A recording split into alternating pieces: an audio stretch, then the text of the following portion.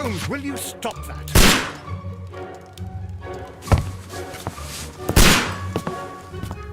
You are utterly mad.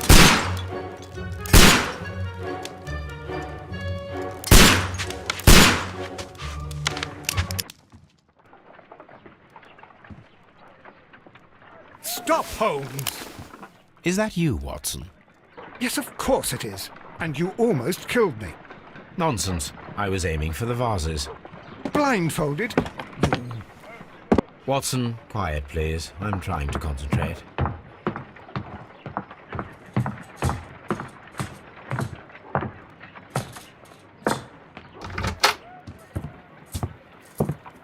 Ah, Lestrade.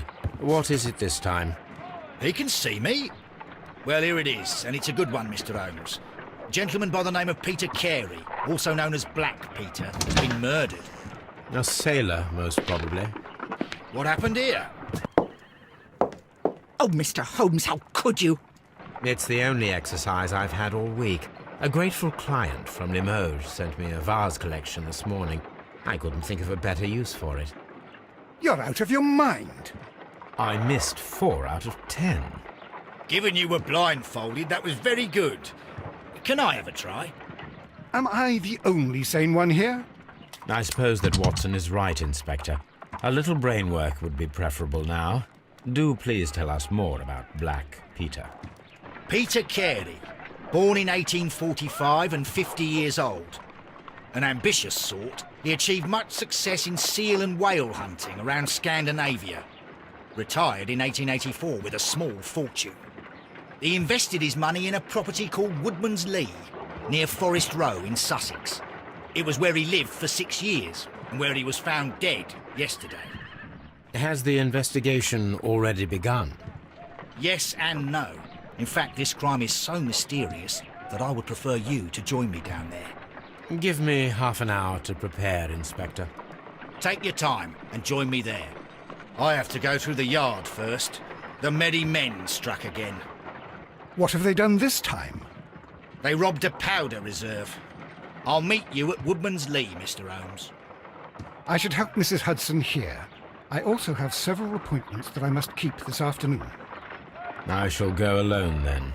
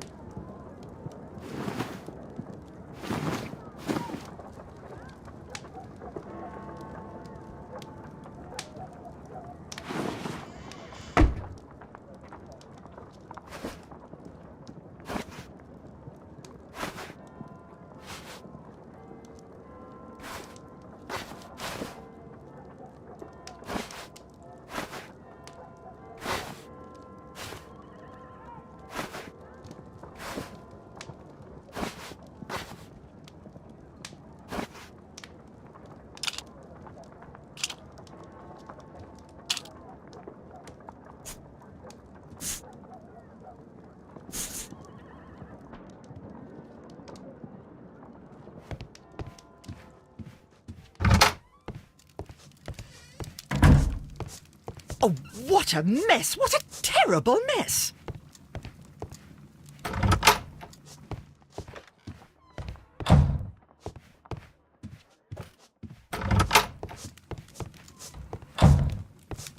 This is where I keep my post. This is where I keep my post. My archive. My archive. I can always consult with it if needed. My analysis table. It is useful for my work.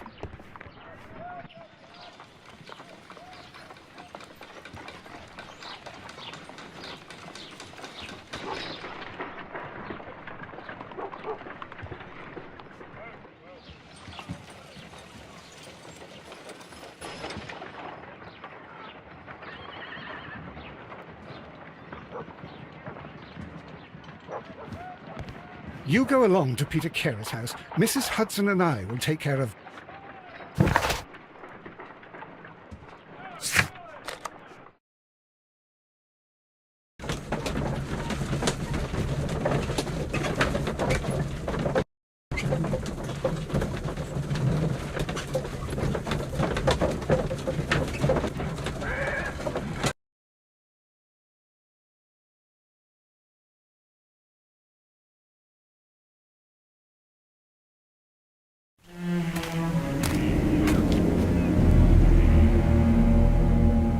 Mr. Holmes, I'm over here. Come on.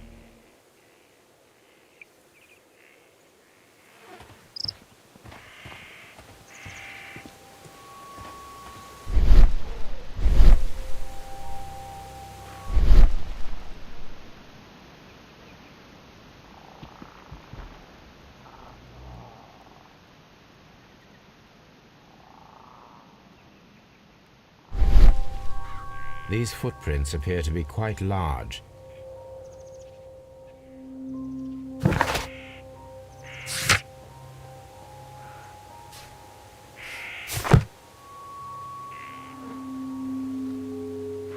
It seems that the garden was well maintained. Mr. Holmes?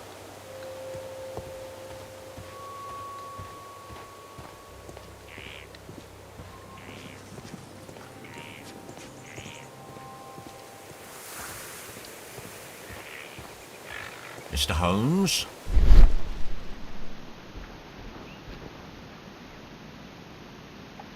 Inspector Lestrade, when will you remove my husband's body? It's sacrilegious to leave him here like this.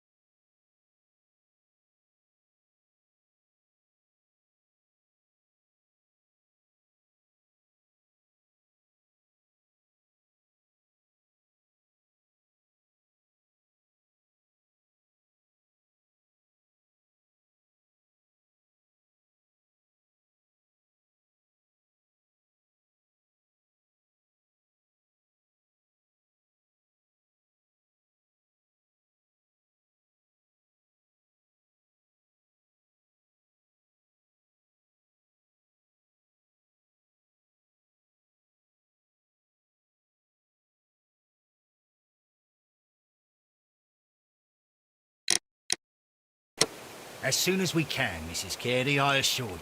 Allow me to introduce you to Mr. Sherlock Holmes. He's a detective. No doubt you've heard of him. I'll wait for you in front of the cabin, Mr. Holmes. My condolences, Mrs. Carey. Thank you, Mr. Holmes.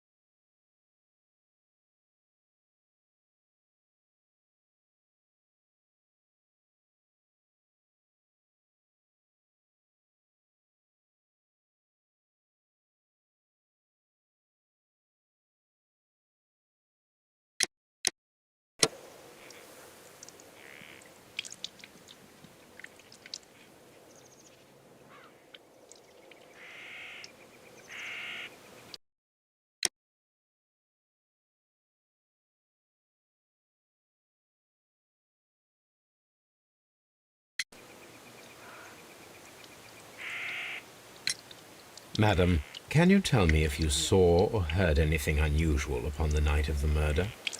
At 2 o'clock in the morning, I heard a terrible scream. But I thought nothing of it then. He would scream all the time when he was drunk.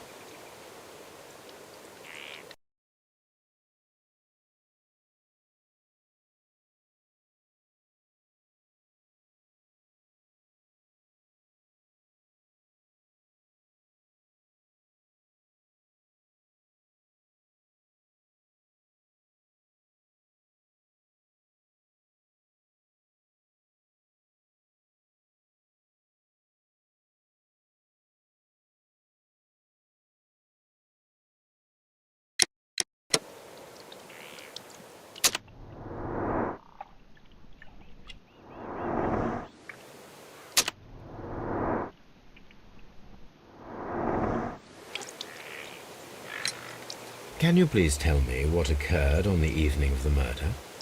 Well, Peter got drunk in the evening. He was in such a terrible temper. Usually whenever that happened, he'd stay all night drinking in his cabin before passing out.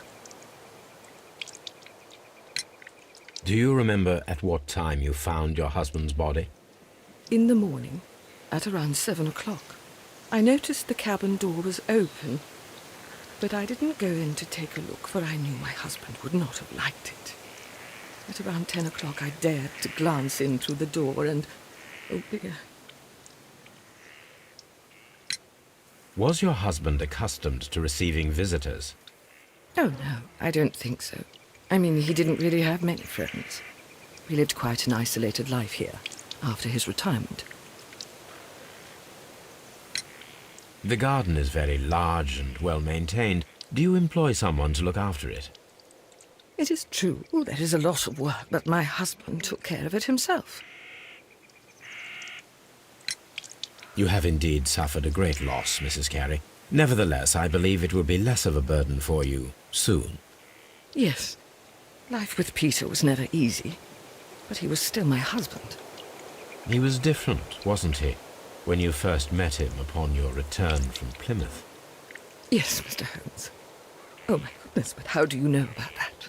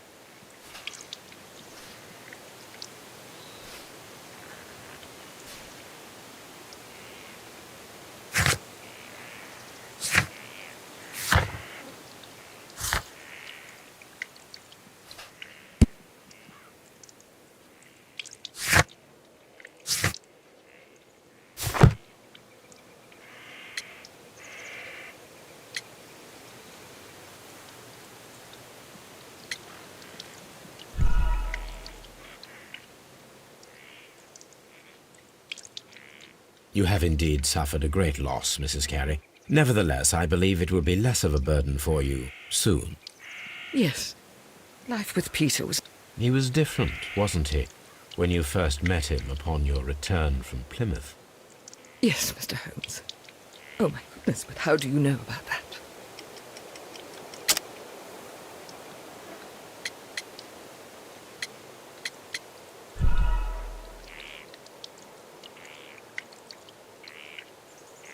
You have indeed suffered a great loss, Mrs. Carey.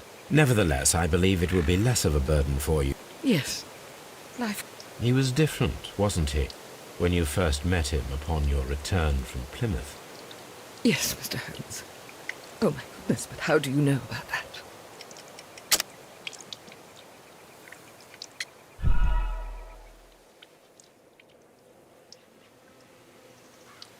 You have indeed...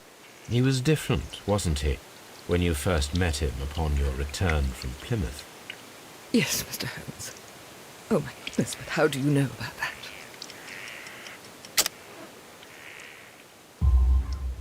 You undertook a pilgrimage to the Cathedral of Santiago de Compostela when you were young.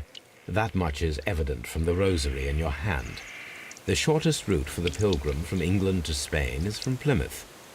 I believe that you met Peter Carey as a young sailor there, and you married him soon afterwards. That is indeed what happened, Mr. Holmes. How extraordinary. Thank you, madam. Who could do such a thing?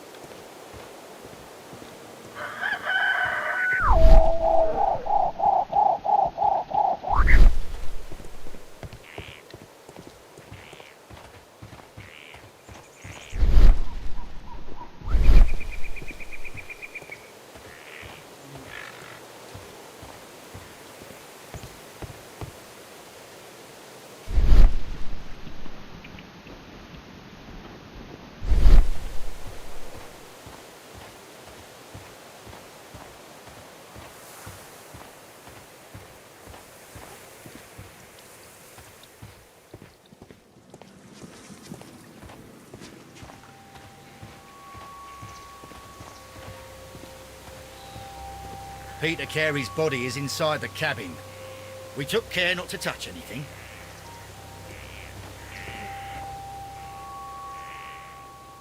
The door is locked. Wait just a moment, Mr. Holmes, and I'll open it. I locked it yesterday to ensure that no one should enter the cabin and tamper with the evidence. Ah, good thinking. Hello, hello, hello. What is it, Lestrade? It seems to me that someone has tried to force it, Mr. Holmes. Let me see.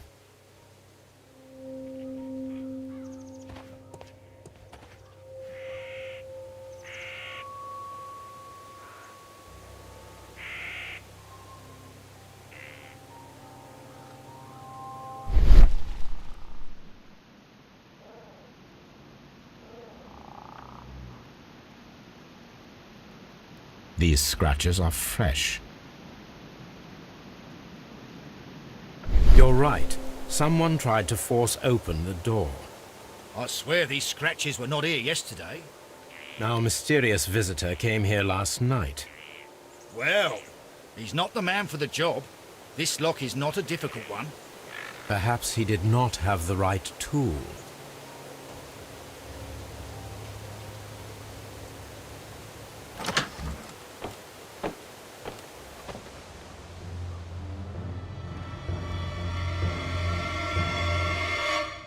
What a terrible way to die.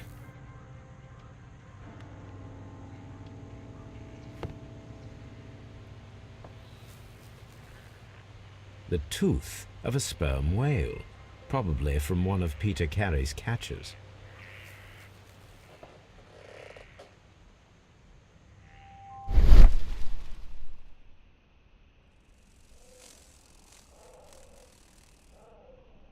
This place is not covered with dust, like the rest of the shelf.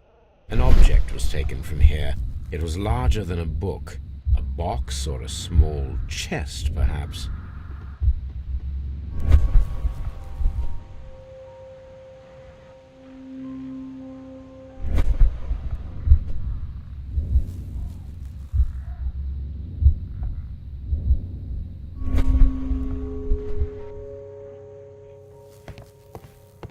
The ship's logs of the Sea Unicorn for the years 1878 to 1884. Peter Carey was her captain. The ship...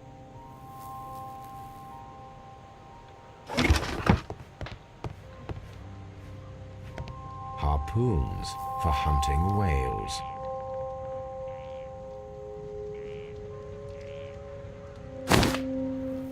Peter Carey's boots may look to be a size 8.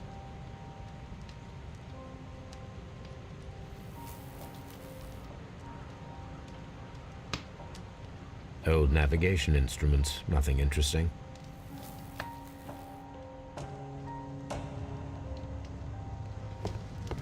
The Sea Unicorn.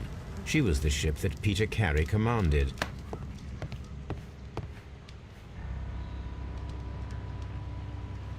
Someone drank from this glass recently. Rum, a sailor's drink. It seems that Captain Carey was enjoying a drink before he met his death.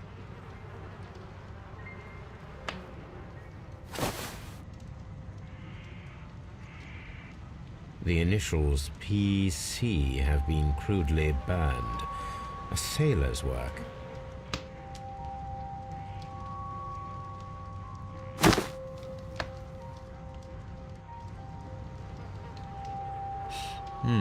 This aroma is familiar, but to recognize it, I must construct my associations in one picture.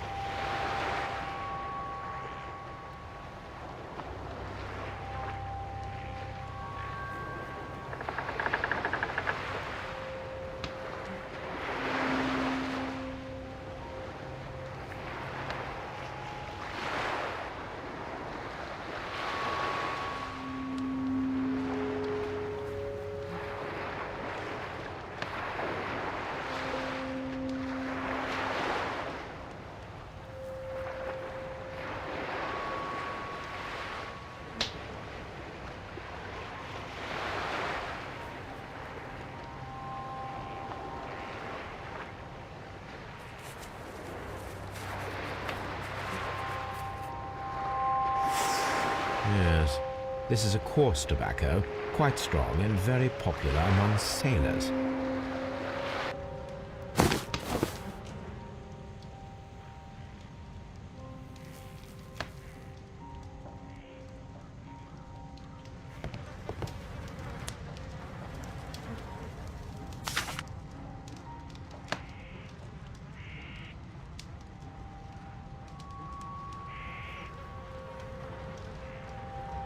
JHN are probably the initials of the owner of this notebook.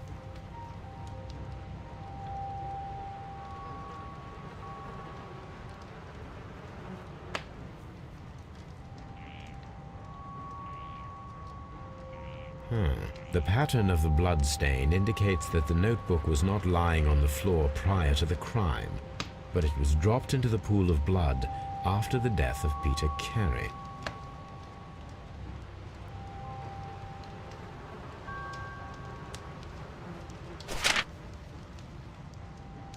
These abbreviations mean something, but what?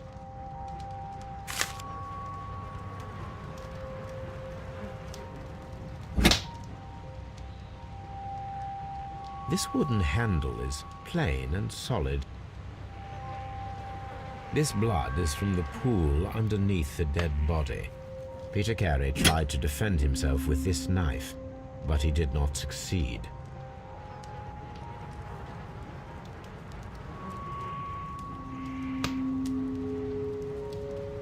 Peter Carey was impaled to the wall by a whaling harpoon.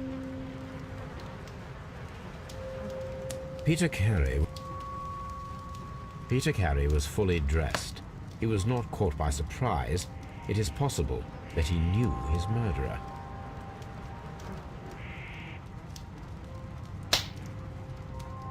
This man is in his 50s, yet he still looks quite strong.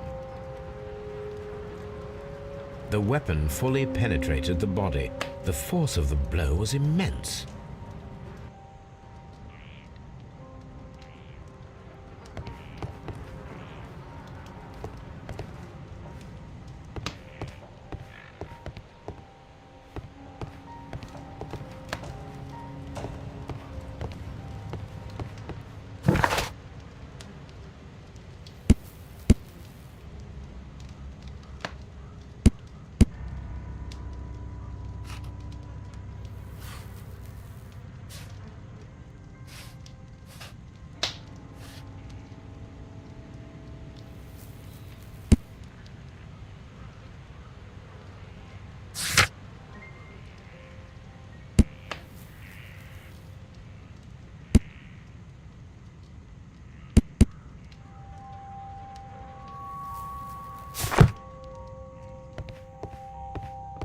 It seems that the garden was well maintained.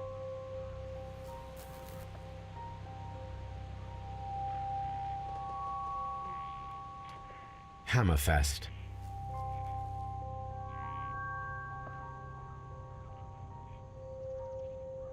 Dundee. It's a whaling map.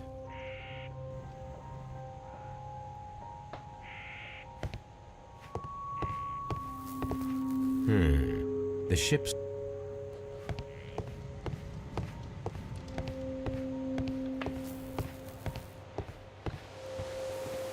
Have you finished inspecting the crime scene?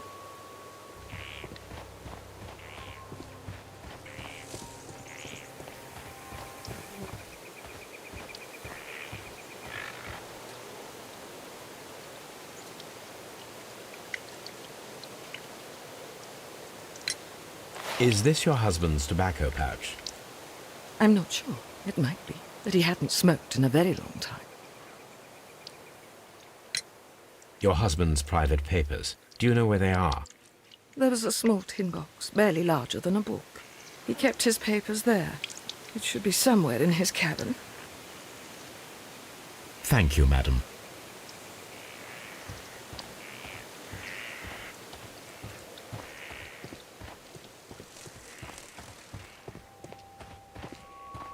Have you finished inspecting the crime scene?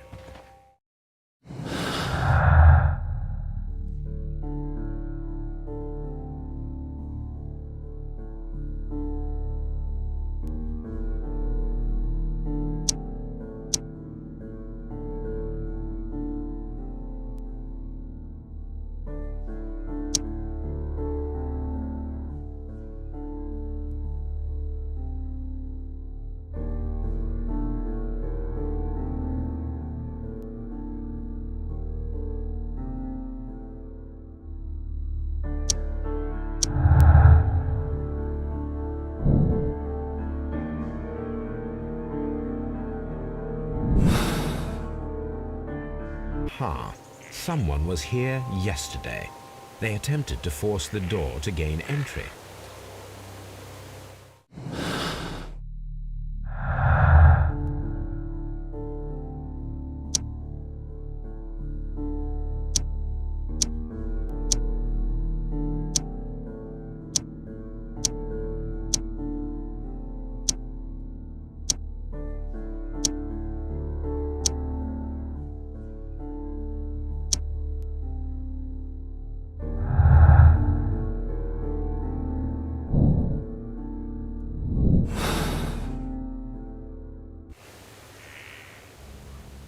Mr. Holmes?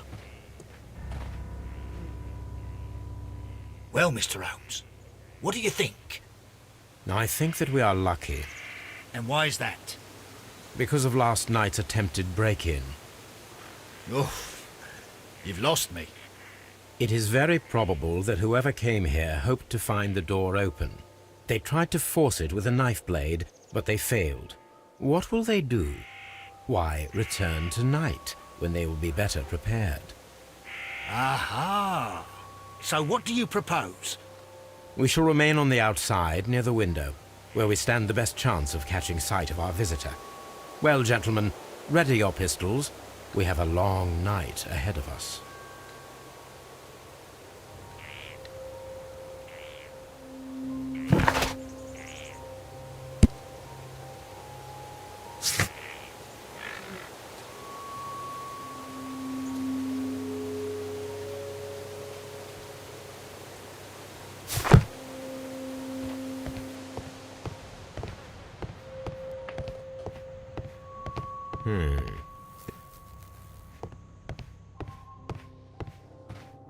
We need to find a good place for an ambush.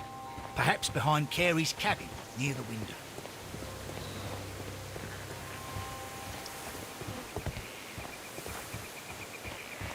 Who could do such a thing? My poor husband.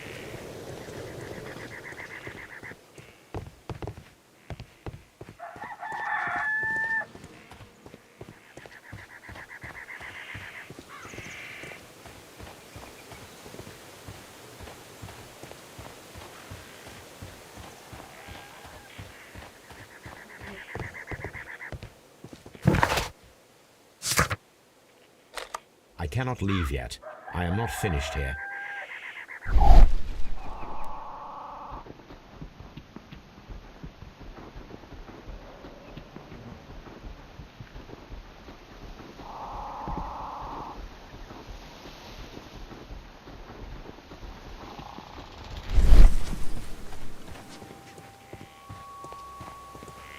Mr. Holmes? We need to find a good place for an ambush. Perhaps behind Carey's cabin, near the window.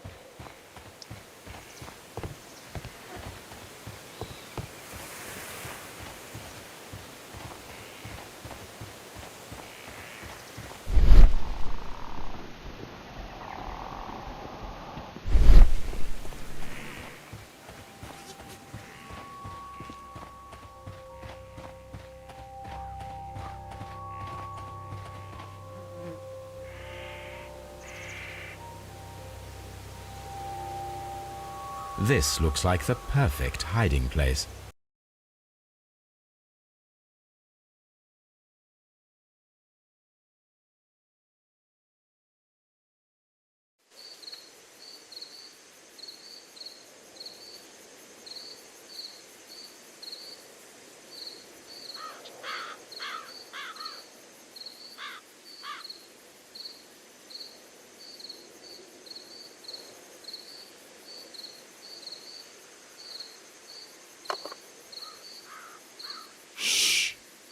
Did you hear that?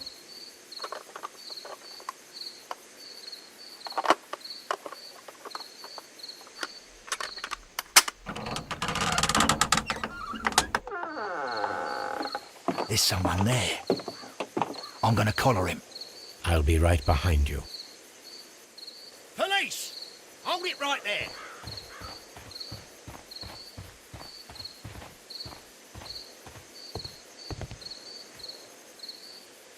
All right, my fine fellow. Who are you and what are you doing here? You're detectives, I suppose. You imagine that I'm connected with the death of Captain Carey. I assure you I'm innocent. Innocent? And what are you doing in his cabin? Shall I tell you? You came to retrieve what you had lost after killing Peter Carey, but we were here waiting for you. What is your name? John Hopley Nelligan, but I didn't... Do you deny that you came here yesterday? No, but yes, it's just that I couldn't... I'm tired of this. Off we go to the yard. Tomorrow, I'll see that you're put in front of the judge. What? But you can't! I'm not... It's a terrible mistake! Enough. You can explain all of that to the judge. You're coming with me to the yard. But... In light of recent events, it seems evident that your coming here was unnecessary. All the same, I'm very grateful to you, Mr. Holmes. You are welcome, Inspector, but please don't be too hard on our young fellow. I would like to question him tomorrow morning.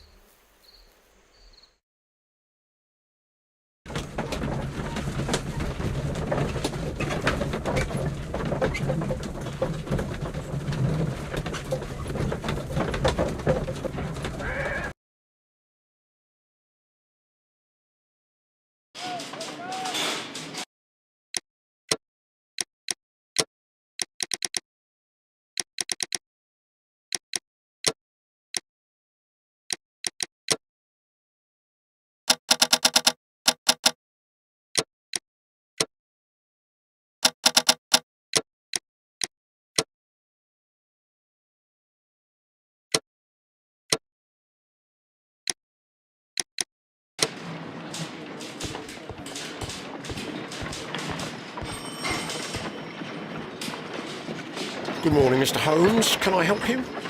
Good morning, Constable. I would like to speak to the fellow who was arrested at Woodman's Lee last night. Ah, the young man. He's waiting in the interrogation room. You can go straight through. His belongings are held in the evidence room. Thank you.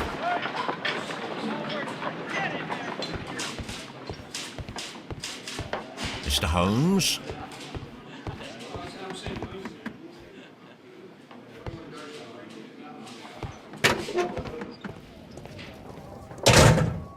These are the suspect's belongings.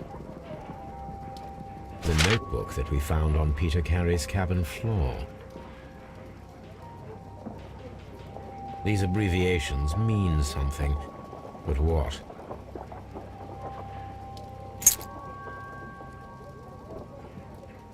And partner, 1883.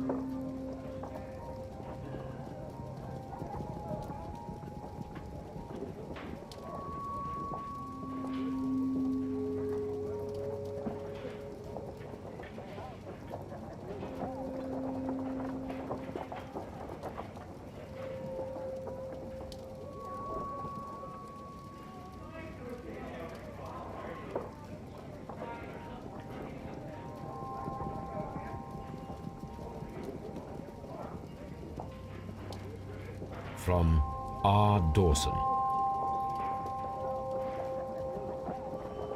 To my friend, Dawson. I've seen this name before. Perhaps my archive holds the answer. A pocket knife. It was used to force the door of Peter Carey's cabin. A handkerchief with the initials J.H.N.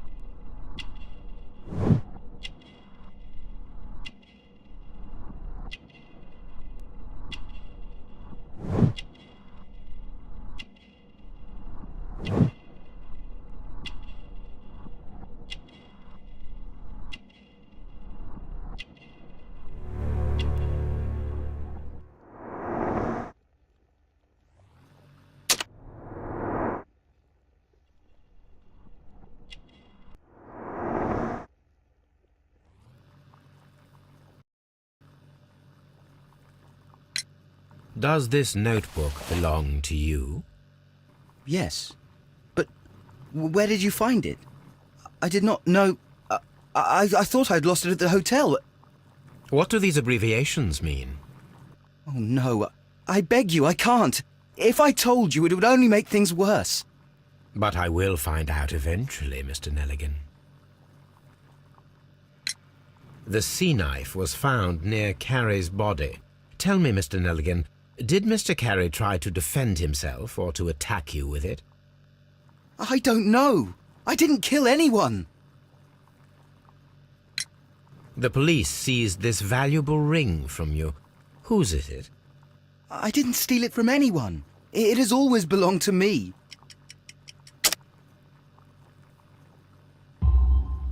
The ring's date of engraving is many years ago. You would have been a child then, hardly in any position to receive such an item from a partner. So, Mr. Nelligan, who is the true owner of the ring? The ring is mine.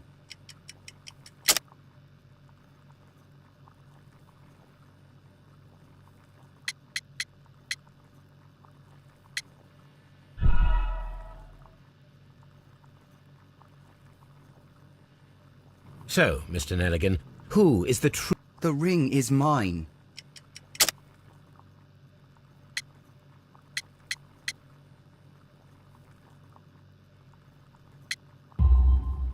No, Mr. Nelligan.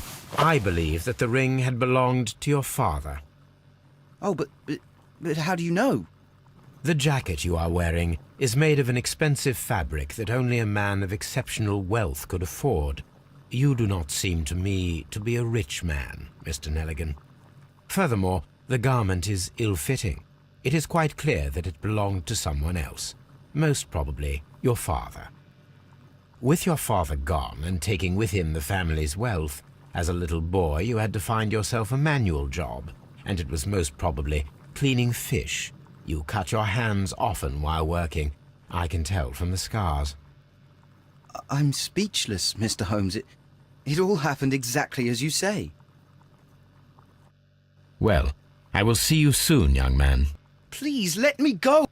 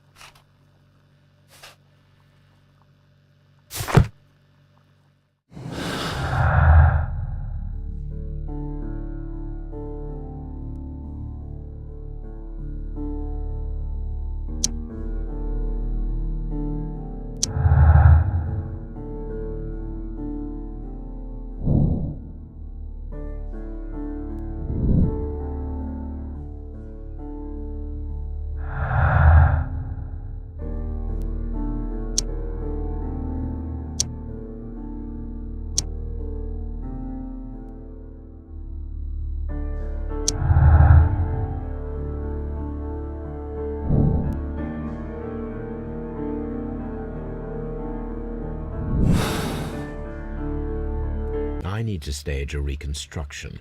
I'm sure that Watson would be happy to oblige.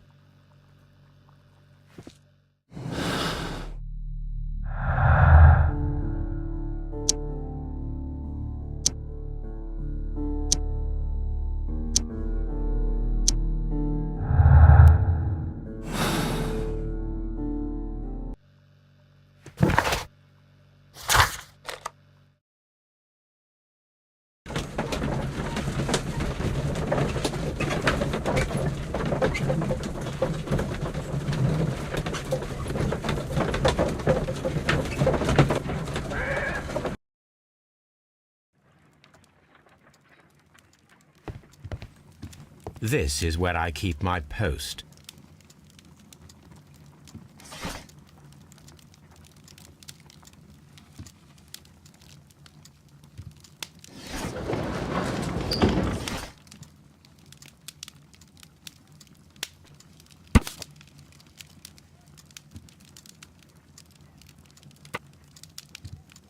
Here it is.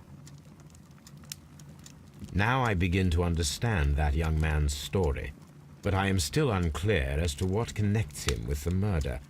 It is time to ask him.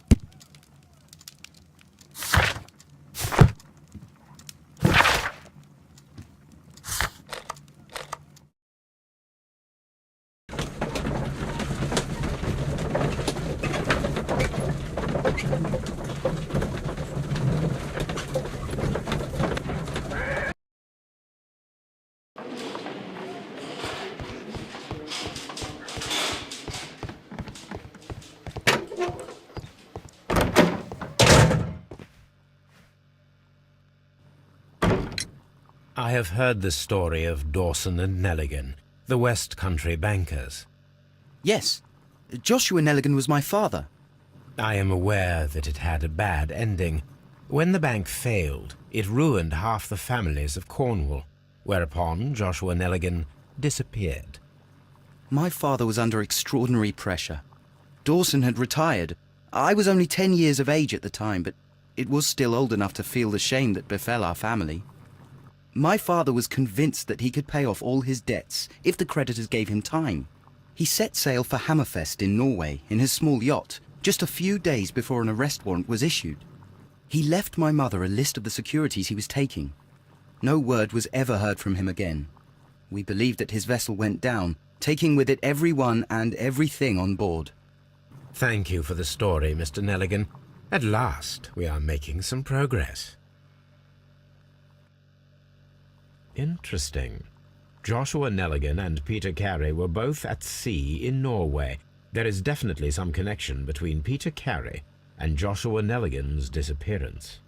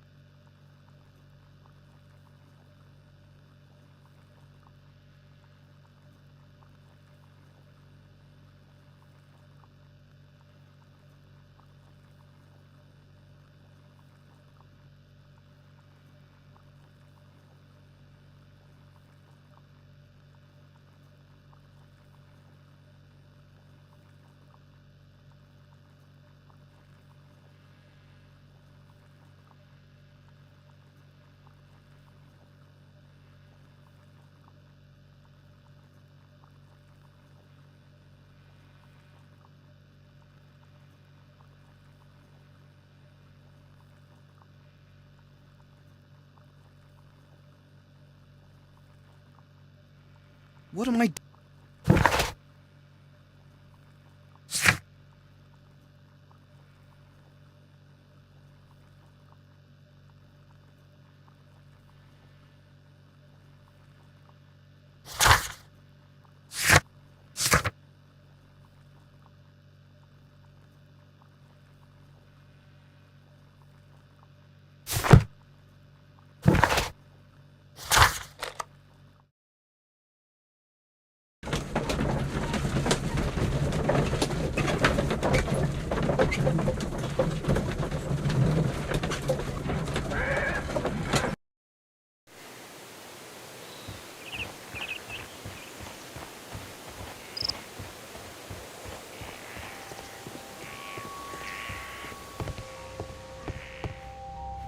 "1883. That's the one I need. This is the crew list of the Sea Unicorn.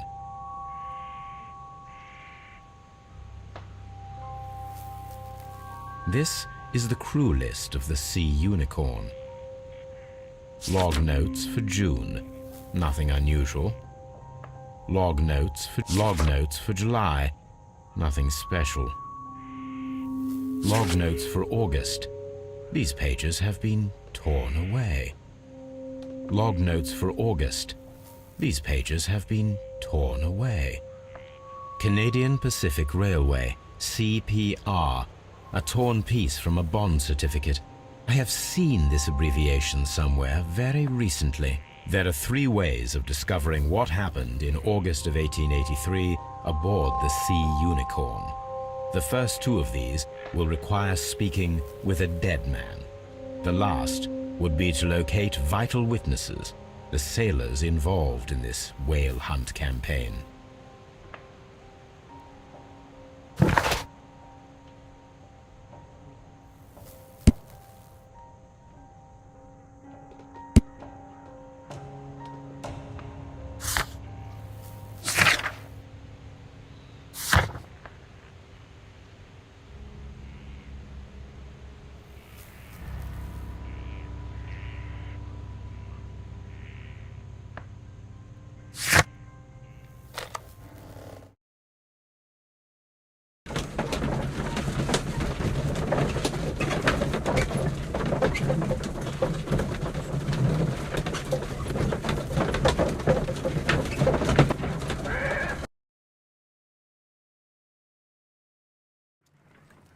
Something new, Watson. I have the list of sailors who were aboard the Sea Unicorn. We shall soon learn what happened to Nelligan's father.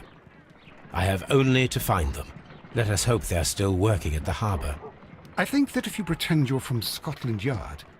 I doubt it, Watson. And really, I would prefer that all of this remains quiet for now. But I have another solution. I'll call in the specialist. And who might they be? The secret police division of Baker Street. Ah, you mean young Wiggins and his gang? Yes. Believe me, you'll receive more useful assistance from these little urchins than from a dozen yard detectives. Those children are everywhere. They see and hear everything, and they are cunning. All they lack is organization. I'll summon them. How will you do that? There is always a watch beneath our window. I have only to call him.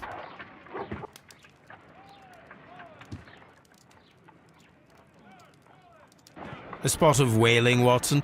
Would you care to take part? Are you serious? No, but we do need to clarify what happened on the night of Black Peter's murder. A reenactment, then? Is something bothering you? The sailor's knife, Watson. Why was it on the floor? Peter Carey attempted to defend himself? It is possible. But if that is the case, then it alters many things. I don't quite follow you. Tell me, my friend, what is the animal closest to man, morphologically, I mean? Ah, I see what you're getting at, Holmes. You asked me that once before. On the Ripper case, I believe. Do you want to slit some more pigs' throats? No. Thank goodness for that. I wish to impale one with a harpoon. Wonderful. Watson, let us pay a visit to our butcher friend in Whitechapel. We require the carcass of a well-fed pig. And the harpoon? One of the harpoons on the wall of Black Peter's cabin should do quite nicely.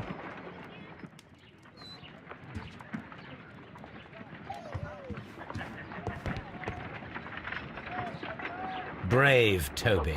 The best nose in the British Empire.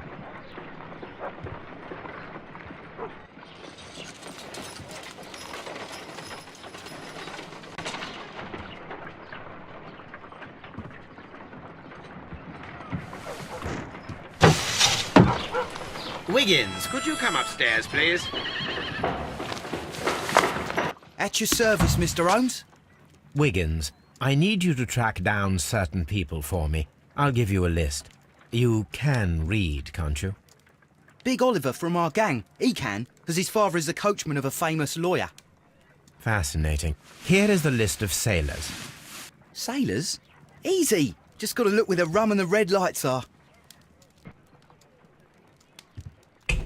Sorry to trouble you, Mr. Holmes, but the inspector asks that you come to the station as soon as possible.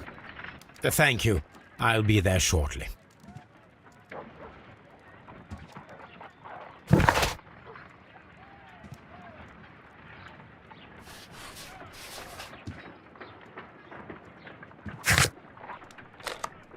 I need to take a harpoon with me.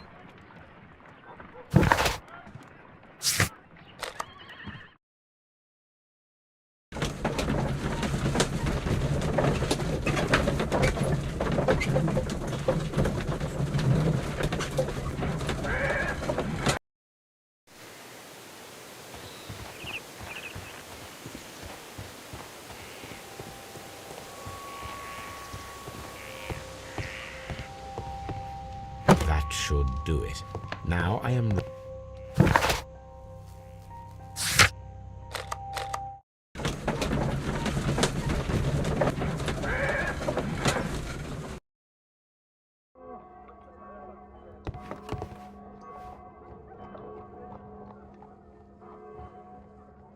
Well, here we are in the preparation room. I can't say that I like the smell of it much. What do you intend to do? To indulge myself in a little experiment. The challenge of lancing a pig's carcass with a heavy harpoon. A little experiment? Stand aside, Watson. This might be dangerous. I am not well practiced in this exercise. Yet. Holmes, you should aim for the mark in order to perform the most reliable test.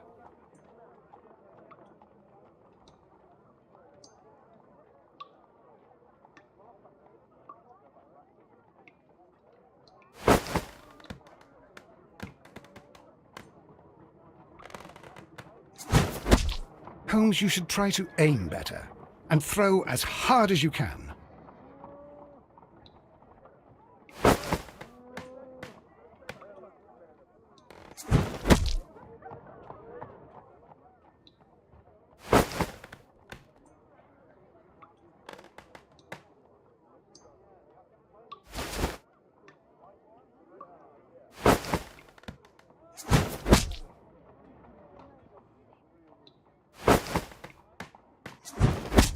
The harpoon has struck the body, but with insufficient strength to pierce it straight through.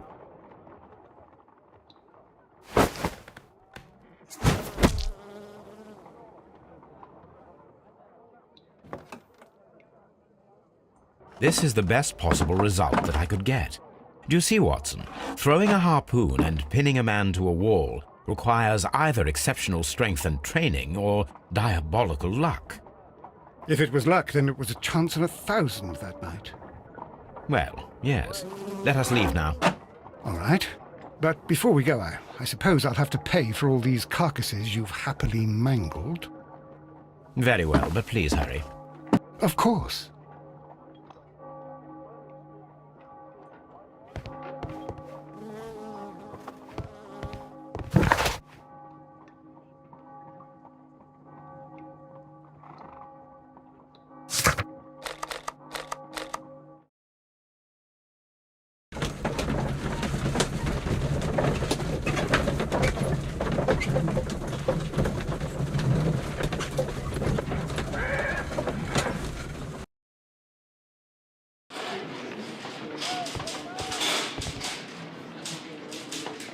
Mr. Holmes, I'm glad to see you.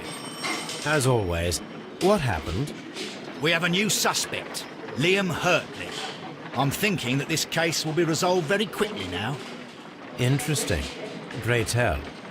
Well, the constable that I left at Woodman's Lee noticed a suspicious individual prowling around during the night. Do you have him here? Yes.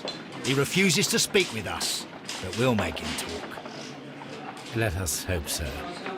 Oh, yes, and one more thing. The constable told me that at the time of his arrest, the fellow was writing a letter. Do you have it? Of course. It's in the evidence room, at your disposal. Admit that for once, Mr. Holmes, Scotland Yard is a step ahead of you, eh? Breathtaking.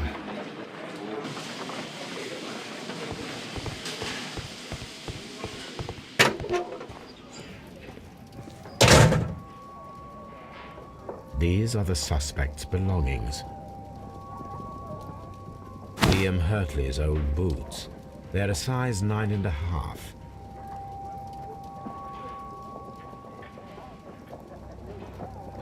The stains are fresh.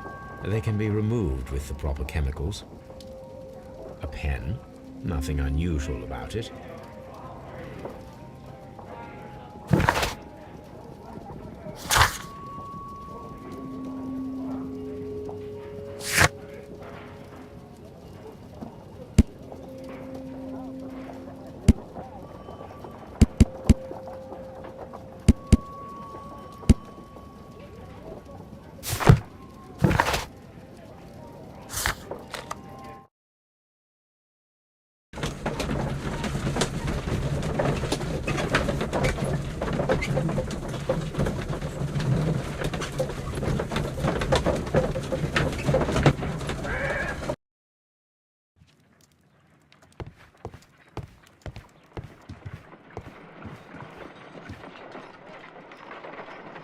I need to prepare a chemical agent that is capable of removing fresh ink. For this purpose, the chemicals from the flasks should be combined in a certain order to perform a chain reaction. First condition, all 7 reagents should be used. Second condition, orange reagent should be the third one in the sequence after the blue reagent.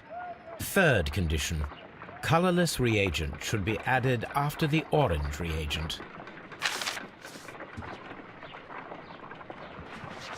First condition, all 7 reagents should be used. Second condition, orange reagent should be the third one in the sequence after the blue reagent. Third condition, colorless reagent should be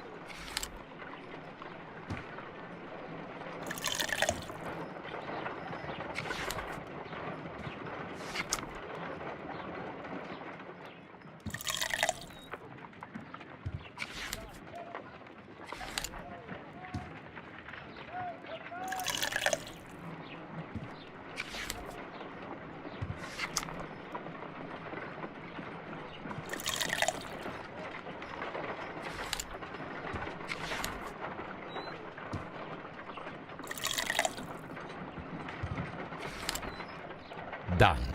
Now I can proceed further. Let us see if the content of this letter sheds a little light upon the mystery.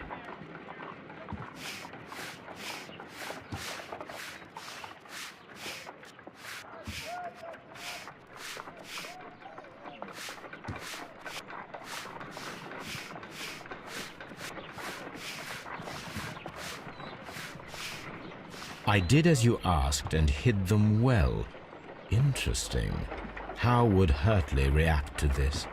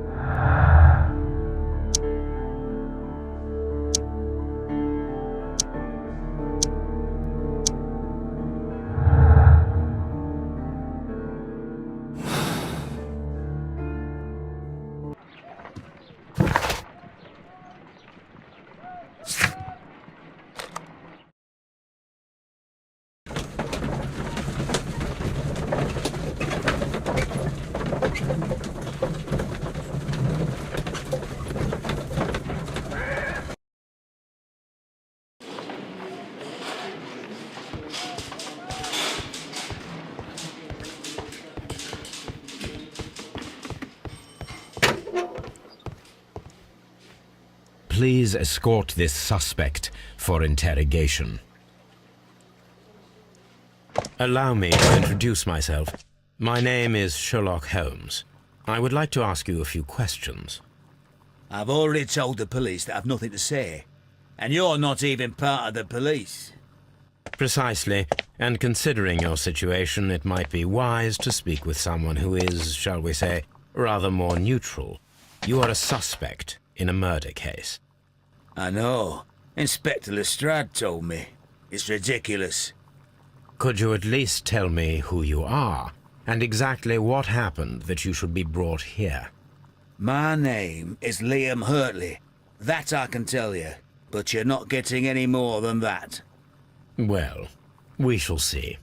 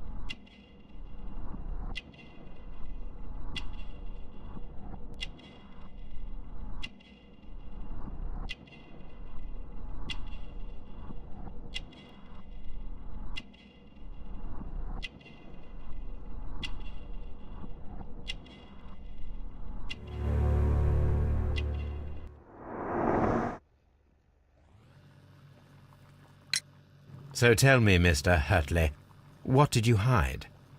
Hide? What are you talking about?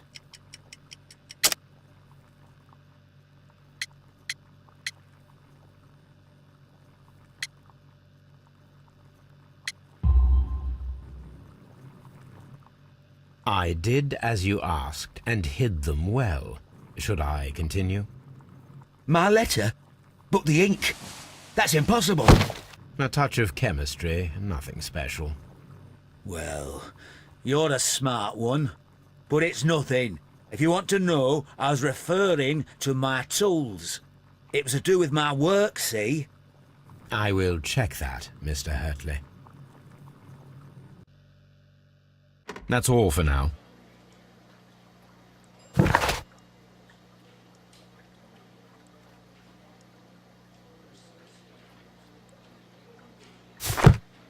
What am I doing here? I've done nothing wrong. I'm not saying another word.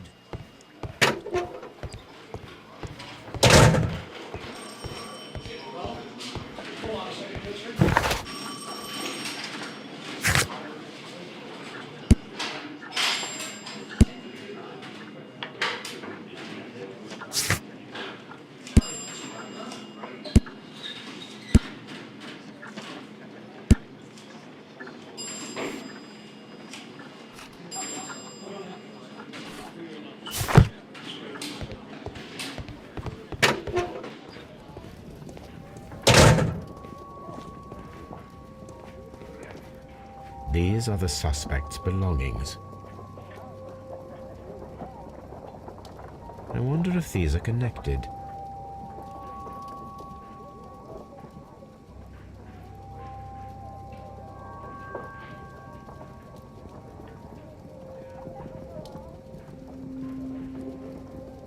Now we have the proof that Nelligan's papers were indeed here.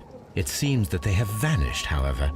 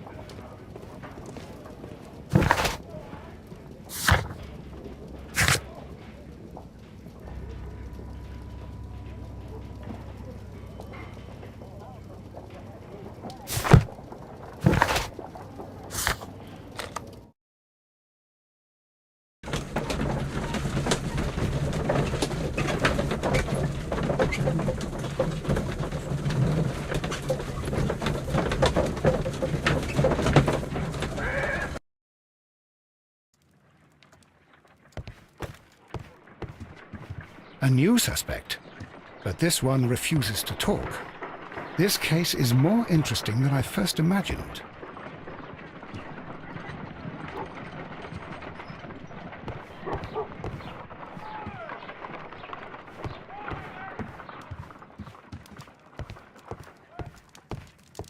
My archive. I can always consult with it if needed.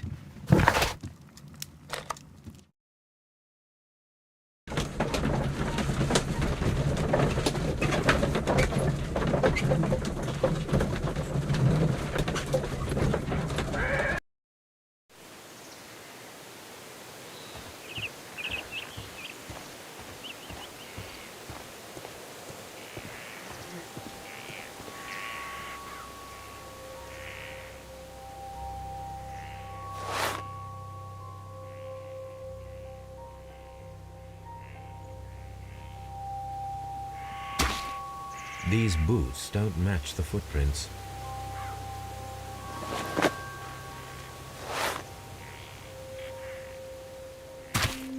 These boots match the footprints exactly.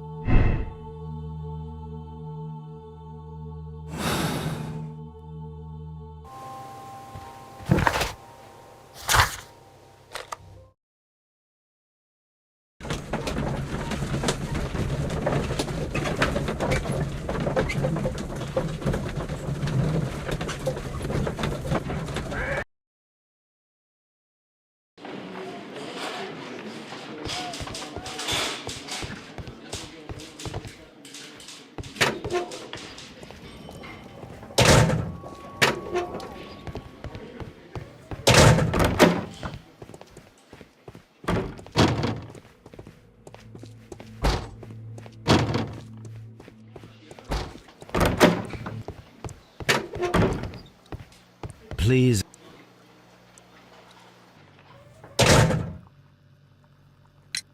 Tell me, Mr. Nelligan, what exactly were you hoping to find inside Peter Carey's cabin? I was trying to find some information about my father. I assume you had another purpose, to retrieve the bond certificates.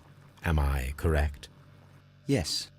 I discovered some time ago that a few of the missing securities had reappeared on the London market. You can imagine my amazement.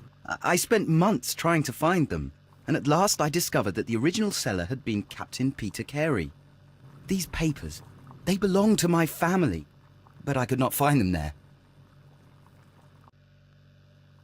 That's all for now. Well, I will see you soon, young man. Please tell me, Mr. Hurtley, what were you doing at Woodman's Lee? Woodman's Lee? I've never been there.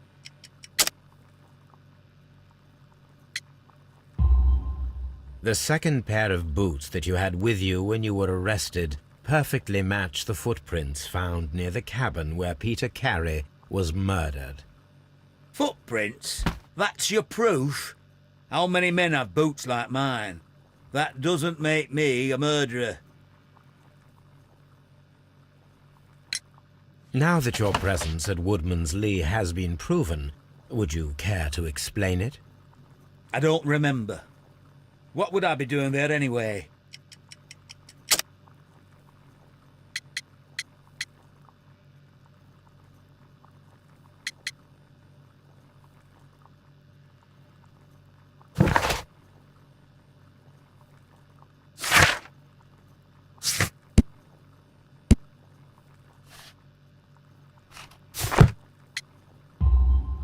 Because you are the gardener at Woodman's Lee. I'm not. How did you... I observed your hands. They told me that you work with the earth. Small fragments of plants snagged to your trousers indicate that you were mowing very recently. But the most obvious clue presented itself in the bird embroidered on your handkerchief. A crested tit, if I'm not mistaken. All right, you got me. Yes, I am a gardener, and I went there to get my tools. That's all for now. Hurtley's stories are false leads, but now I know one thing for certain. I must examine the site where the garden tools are kept at Woodman's Lee.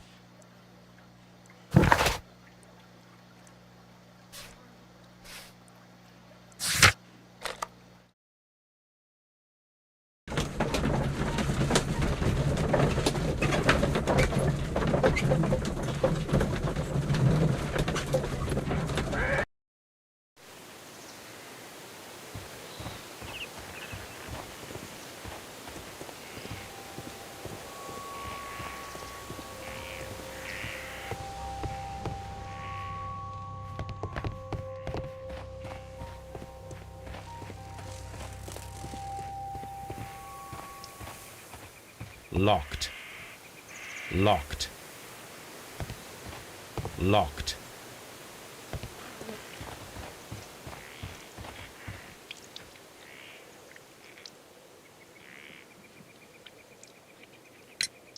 Does the name Liam Hurtley mean anything to you? No, I don't know anyone by that name. Madam, we have information that the valuable stolen papers are hidden amongst the garden tools here at Woodman's Lee. We need to find them. Oh my. Our tools are kept inside the shed that's right behind me. Here is the key to open it. Thank you, madam.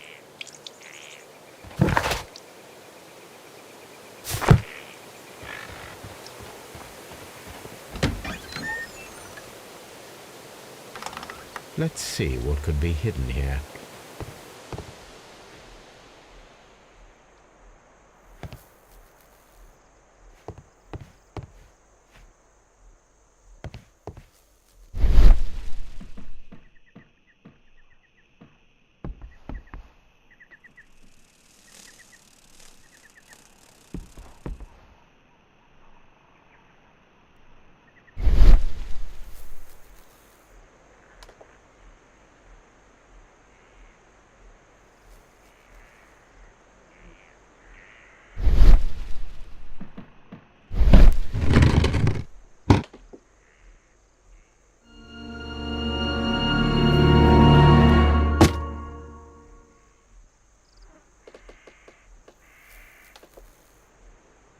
Let us see what is in this box.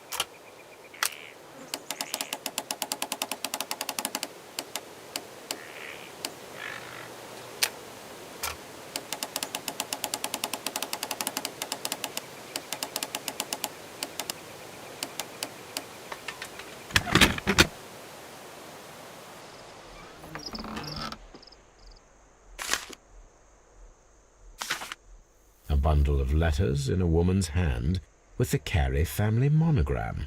Hurtley and Mrs. Carey were in a relationship. That is interesting.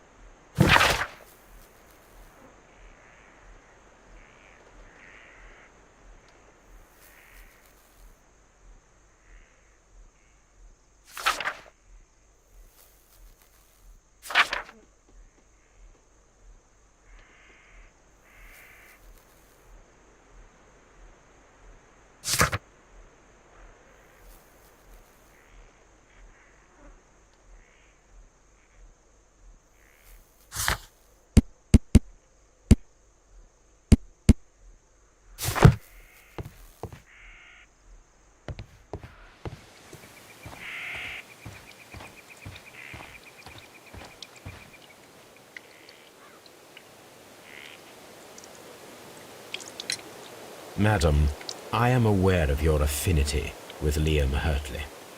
Oh, what are you talking about? Mrs. Carey, we found your letters. My letters? I asked Liam to return them to me. I wanted to burn them. Why did Mr. Hurtley put them inside the garden shed? I don't know. I wanted them back, but I couldn't see him, not after what happened. Well, here they are. Oh, this is terrible. Terrible. Liam, how could he? After what he has done. You believe that he killed your husband? No, I do not know. I do not know. Leave me alone, please. Thank you, madam. I wonder if Wiggins has managed to find any sailors.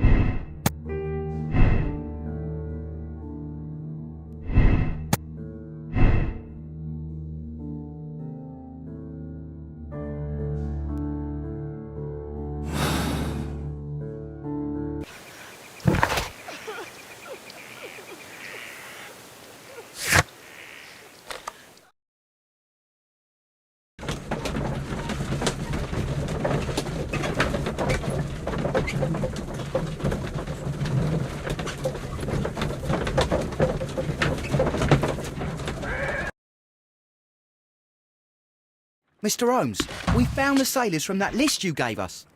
Well done, Wiggins. Let me see.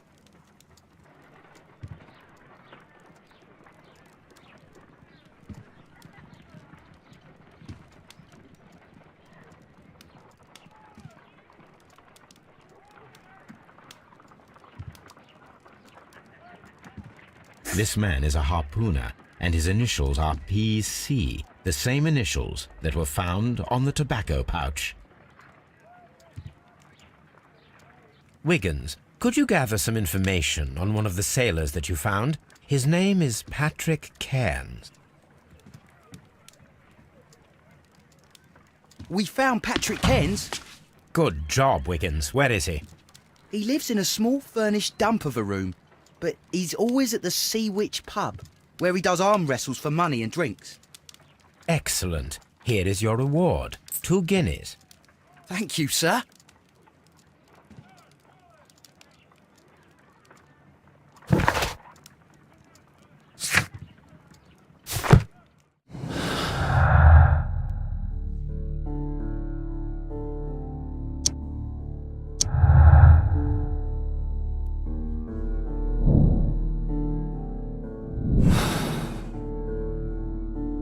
If I wish to speak to Cairns without alarming him, I had better dress as a sailor.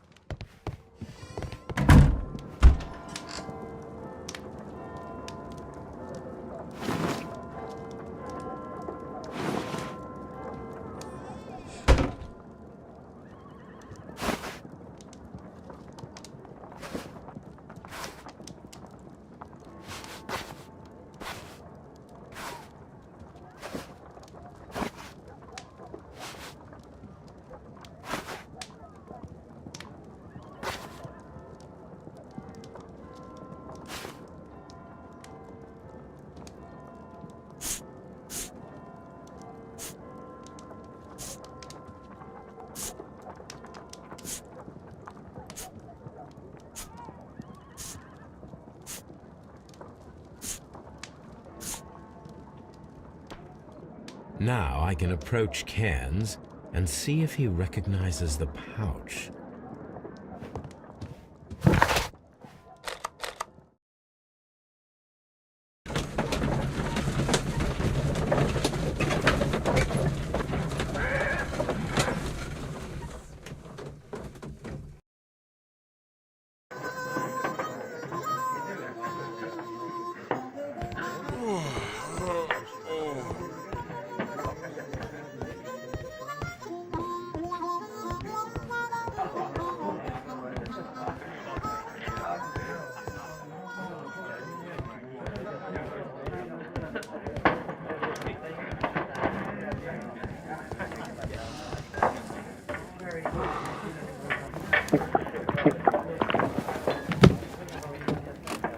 Hello there.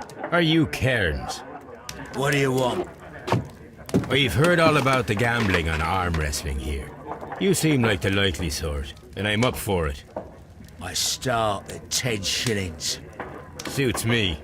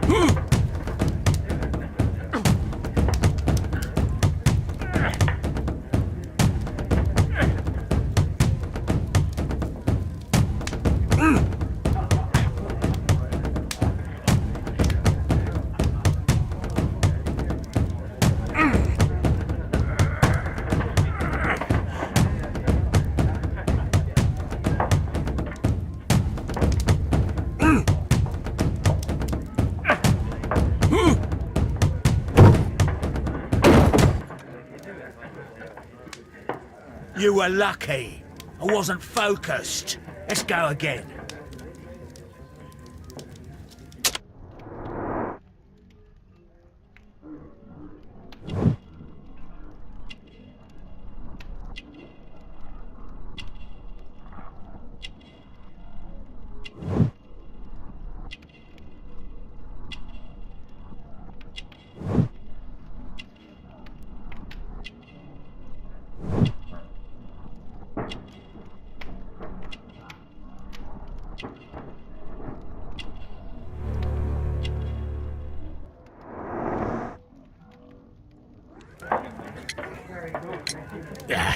I've had enough. You're too strong. Come back later, when you can use your arms again.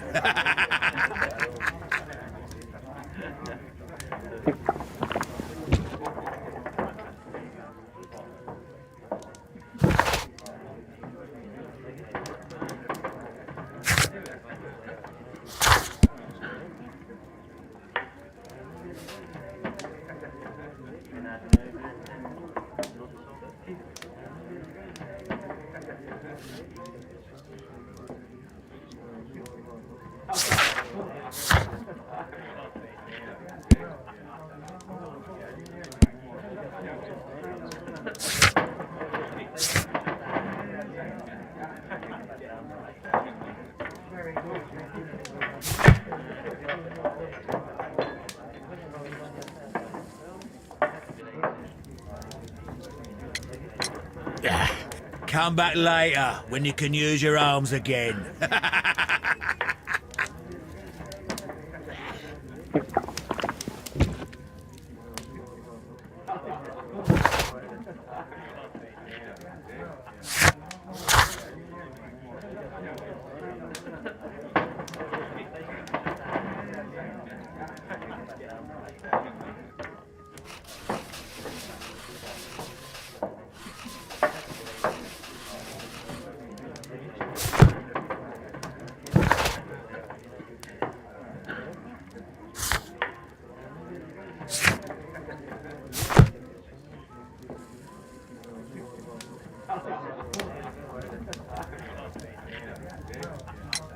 I'm ready to try it. Fine, if you want...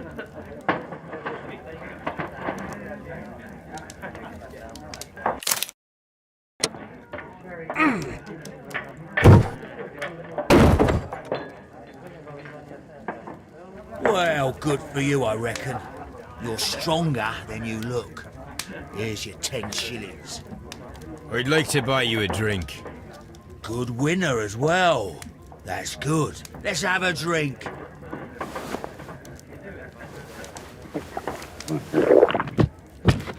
You're a good type. Seems you've managed to settle down in life. You've got money, eh? Not all that much. Oh, well. At least you're not as poor as me. Why do you say poor? You're not working? I'm a harpooner. But you see, the whalers are rare. They don't pay much. So, as a result, find myself arm wrestling to pay for my drink. A harpooner? Interesting. You've had a lot of adventures, I bet. Of course. It's been a dozen years since I've sailed. I've seen everything. Old Wallace, damn Black Peter, Great Roger, we sailed to the Cape of Good Hope. Black Peter, you say? I've heard rumours about that one. He was the worst of them all. He was a liar and violent too, swinging those fists of his around. He was a tyrant and not much of a captain. At least, not as good as Great Roger. I see. Yes. I was told terrible tales about Black Peter. But you ain't heard the worst. Tell me, and let's have another drink. It was in 1883 that it happened. The August of that year. Peter Carey was captain of the Sea Unicorn, and I was a spare harpooner. We were coming out of the ice pack on our way home. One evening, we saw a little craft that had been blown north. There was only one man on her. And he wasn't a sailor. The crew must have thought that she'd foundered, and they made for the Norwegian coast in the dinghy. I guess they all drowned. We took the man on board. And who was he? I dunno. During the crossing, he and the skipper enjoyed some long talks. His baggage was just a tin box. That's strange enough. Aye. Even stranger was that on the second night, he disappeared. Nobody knew what happened to him. And of course, nobody could ask Black Peter about it. You know what happened, don't you? I do. I saw the skipper tie his heels and push him over the rail in the middle of my watch on that dark night. 2 days before we sighted the Shetland lights. Black Peter's a murderer. Aye. Those that know him wouldn't be surprised to hear it. But all this must stay between us. All right? Of course. Back in a second. I'm off to the Kazi. I'll be here with my drink.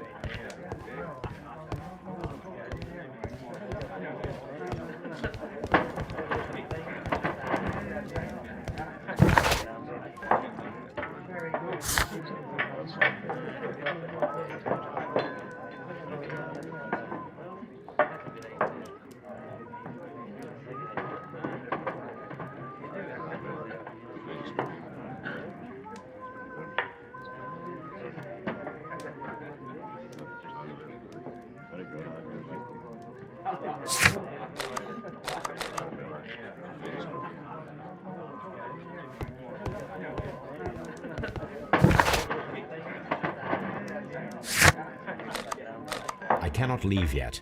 I am not finished here.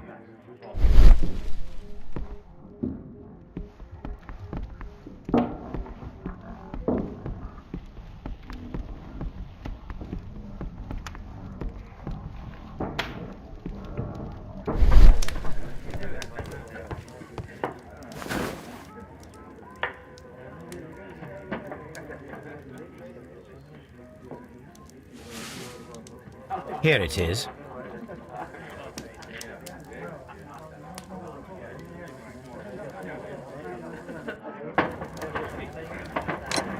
Have you got any tobacco? I've run out of mine. Nah, I lost my pouch. I don't know where. Wait a minute. What's this? Oh, is this your tobacco pouch? Well, oh, it is. Well, I have to go now. I know a captain who's planning an expedition to Cape Cod. Captain Ahab's his name. He commanded the Pequod. He might need good harpooners. I'll tell him about you. Maybe. If you like, aye. I'm done here. It's time to leave.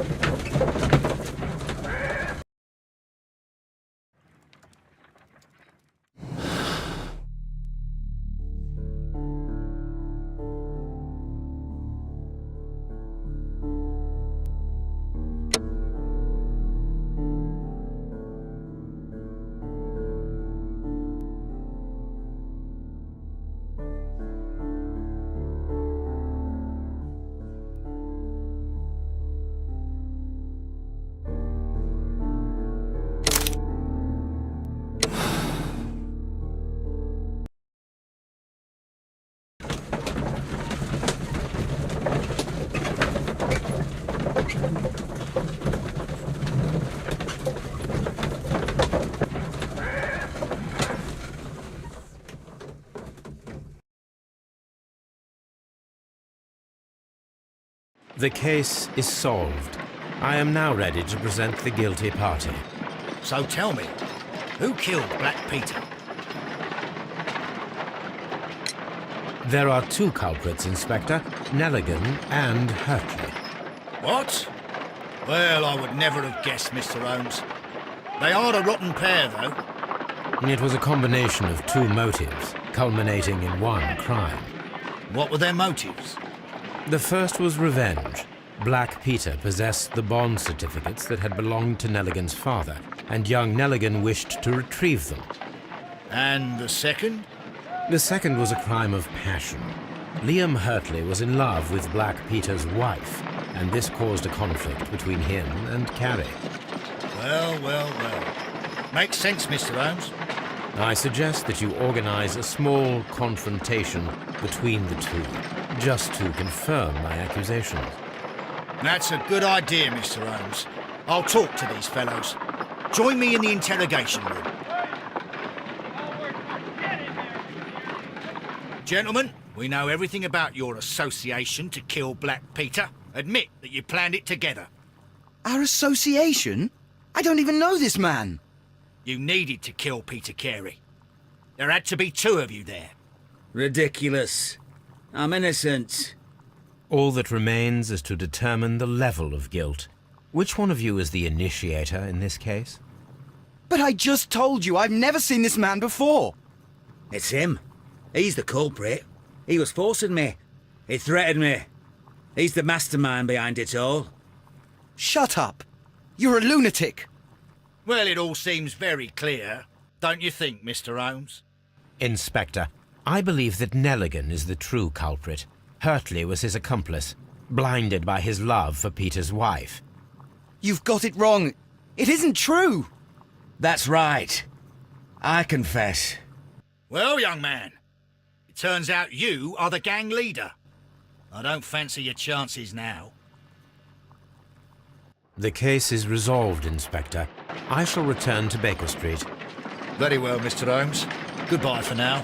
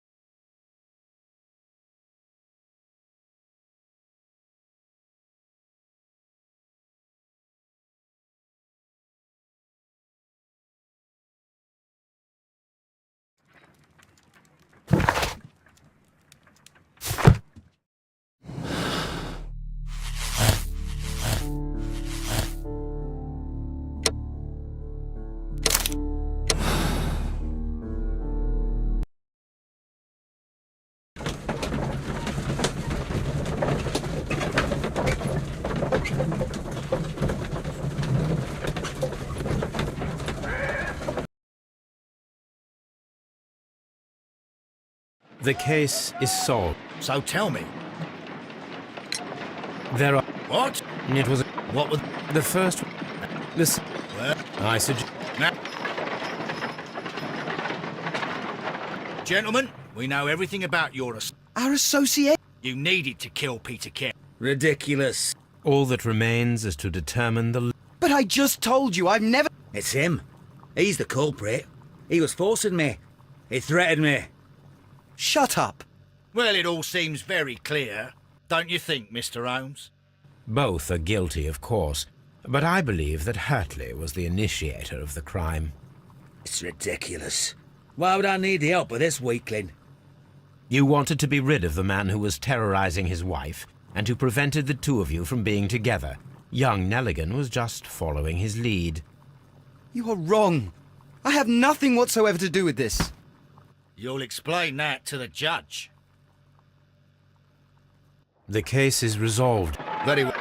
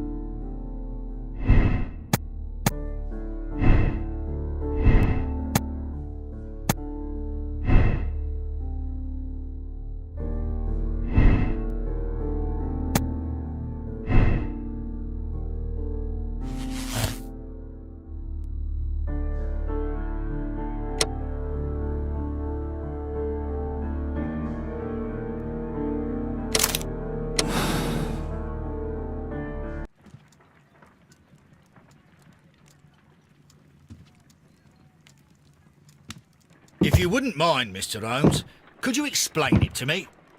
As I informed you on our way here, Patrick Cairns is the murderer of Black Peter. Why bring me here? Wouldn't it be better if we were out looking for him? That would be futile, as he will be with us in approximately 12 seconds. Oh, well, if this is your idea of humour... No, I just heard the front door. Prepare yourself. Good day, gentlemen. A young lad gave me a note from Captain Ahab. Am I at the right address? Is he here? Indeed, it is the correct address. But in place of your captain, may I present to you Inspector Lestrade of Scotland Yard? That means... It means, my friend, that you are arrested for the murder of Black Peter. What? What? A trap? You think you can take me? Here now. We'll have none of that. And I say that we will.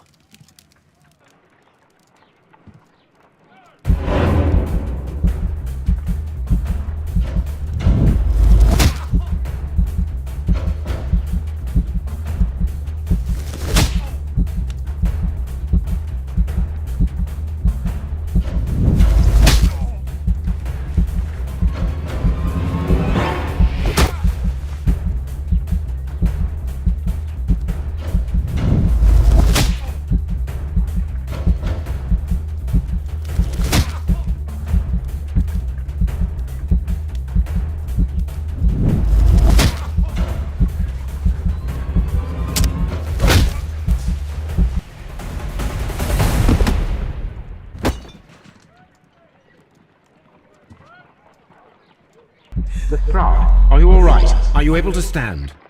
Oh, my jaw. Gore. He took me by surprise, Mr. Holmes. Otherwise, he would have seen what I'm capable of. Oh. Yes, he was lucky. But you got him. It was remarkably easy. He lost his balance after he struck you.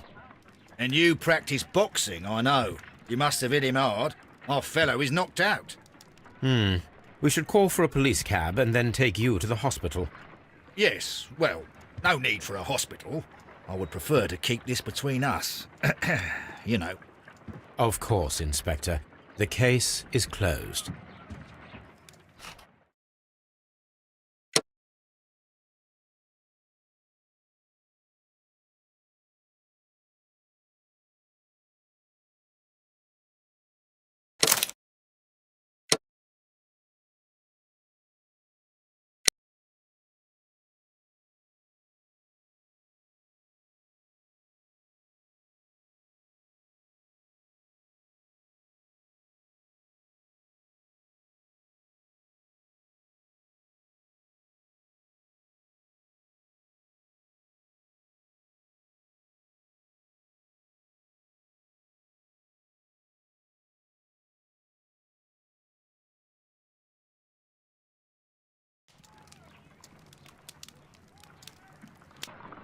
This trip to the countryside will be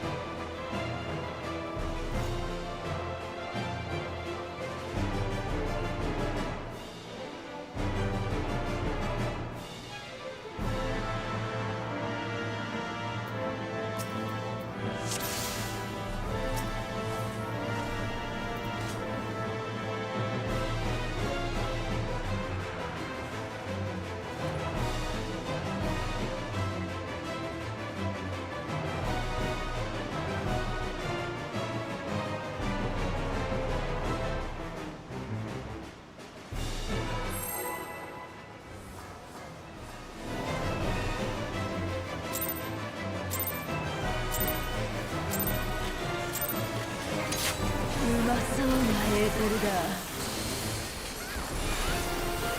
私の髪は艶めいているぞ。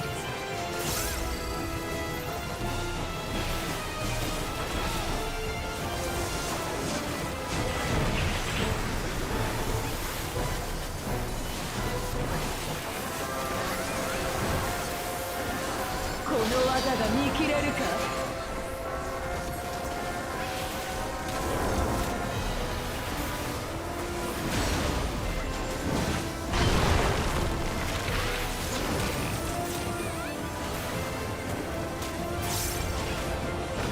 暗いな。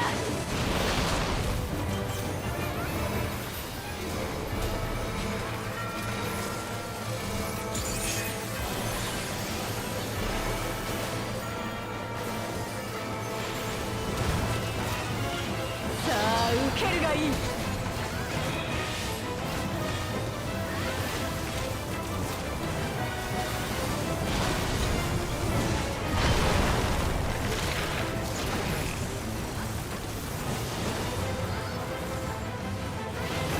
断ち切る。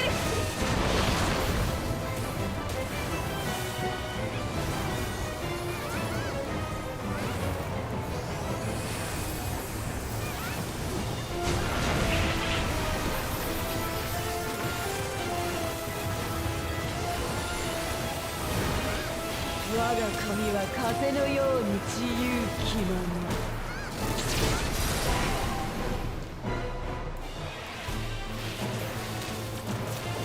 しなやかに、そして強く。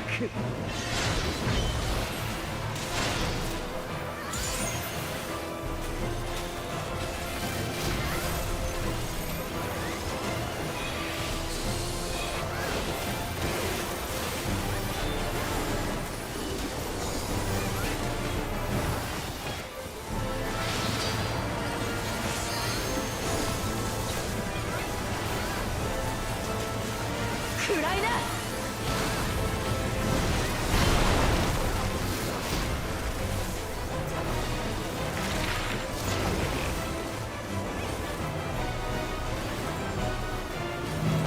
断ち切る。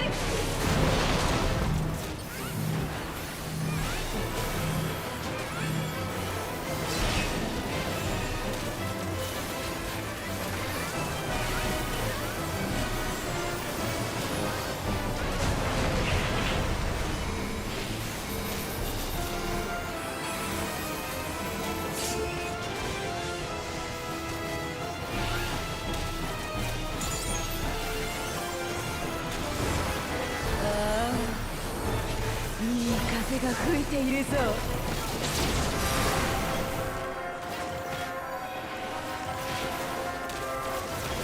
感じるだろう、この風を。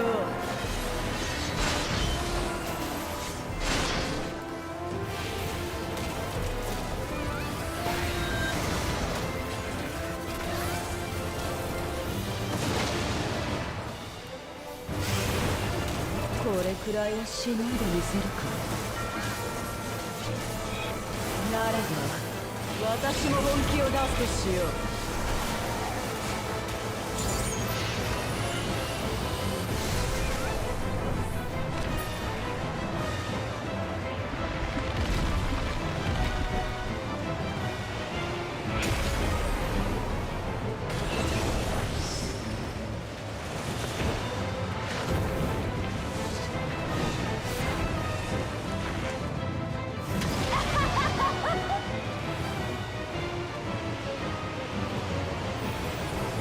てめえら全員ぶっ殺す。オラオラオラオラ。速攻で蹴りつけてやるよ。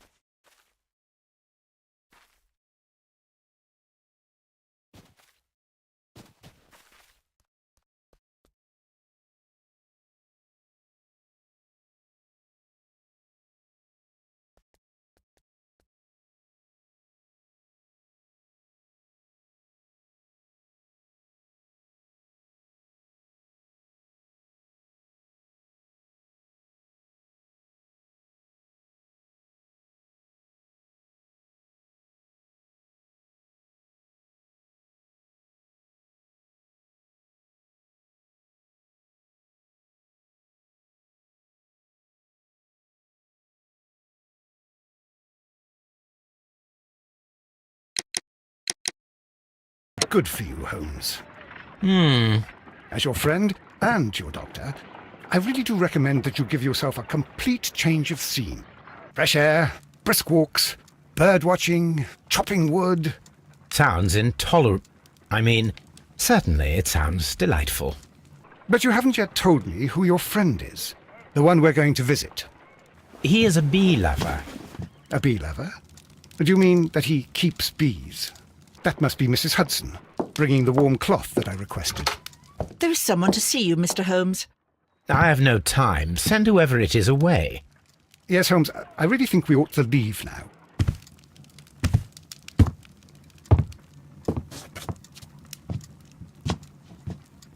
Mycroft. Sherlock. Oh, Mr. Holmes? Perhaps you don't remember me. I'm Dr. Watson. We met at the Diogenes Club a few years ago. I documented our encounter in a short story I gave the title The Greek Interpreter. He does remember you, Watson. My brother remembers everything, and that is why he is so valuable to the government. We're about to depart for the train station. I know. You know? Sherlock, I need your help. There are people who presently threaten both our country and the Crown itself. You must help us with those methods of yours. Need help. Those are not words I would readily associate with you, Mycroft. I wrote you a letter, but you did not reply. And this is not about politics. It's about people. People similar to those whom you pretend to defend in your petty detective affairs. Everything is about politics with you, Mycroft. I'm not interested. Have some of your agents, your spies, or worse, undertake this job of yours. You are defending your people, and they have little to do with the people I choose to help, I can assure you. That is the point. You think exactly as they do. Who are they? The Merry Men. He is talking about the Merry Men, a band of idealistic terrorists. Sherlock, do please think about it. They are planning something diabolical. Your country needs you. You need me, Mycroft, and you are not the country, although if your waistline expands very much further. Mrs. Hudson, tea will not be necessary. Dr. Watson, the train conductor, Mr. Parker, is aware that you will be 7 minutes late. You are in the 4th car. The train will be waiting for you. Sherlock, enjoy your time in Staffordshire. And do, please, at least write to me on your return.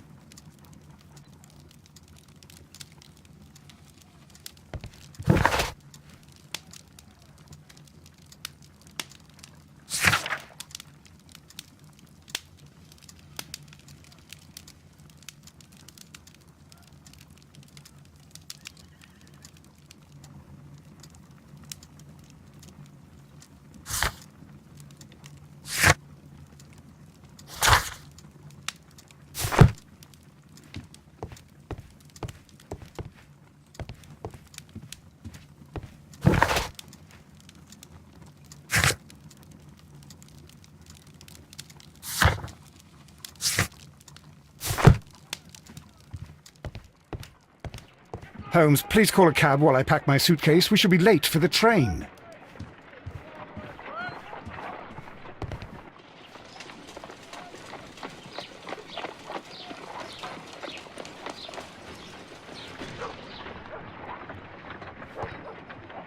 Look after Mrs. Hudson for us, Toby. Look after Mrs. Hudson for us, Toby. Watson, I'll hold a cab for us. We leave in 5 minutes for the station.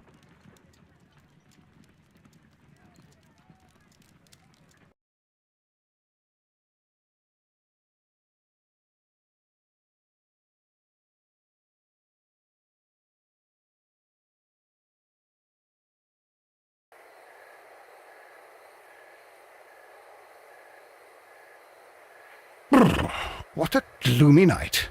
It was warmer inside the waiting hall. Since the station master told us that the train is about to arrive, we should not have to wait very much longer. Yes, at last. Attention! The train is arriving at the station. Please stand well away from the platform edge. I'll take your bags and your blasted archive suitcase. But, Holmes, the headlight. It's faded away. Something is wrong. I can't hear any sound from the incoming train. Excuse me, sir. Can you explain what has happened? I don't know. It's as if the train vanished into thin air.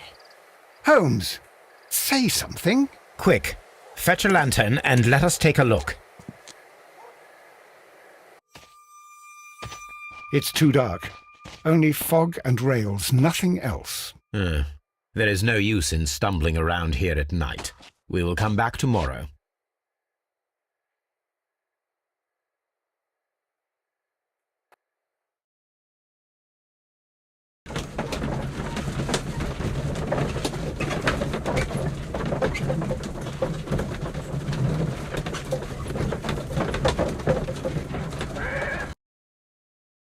Well, here we are again at Evesham Station. We have a full day ahead. Let us begin our investigation. Trains can't just vanish without leaving a trace. It isn't possible, is it, Holmes?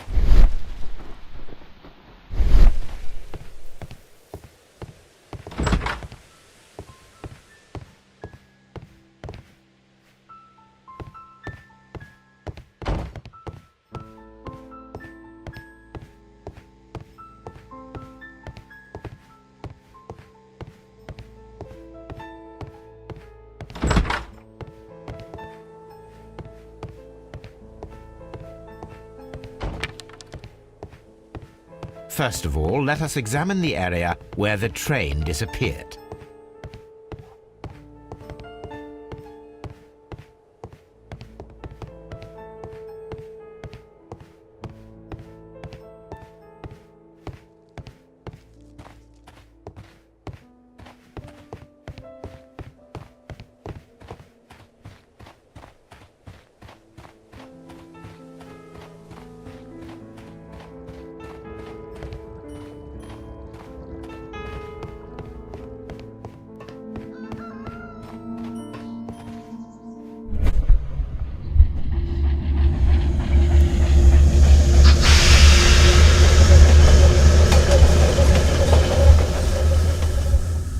This is the place where we saw the train vanish last night. Railway sleepers. Nothing unusual. A discarded item, possibly thrown from the train. There are no tracks or footprints on the ground. The rails have not been touched. There's nothing unusual here. There are no signs to indicate that the train ran off the track, nor are there any other traces. There is nothing whatsoever. There are no clues. But then, a negative result is also a result. Oh, I see what you're getting at. No clues and you're smiling. Yes, Watson, I do smile on occasion. This mystery appears very promising. This investigation won't be simple. We shall require a map of the region. Perhaps the station master could lend us one.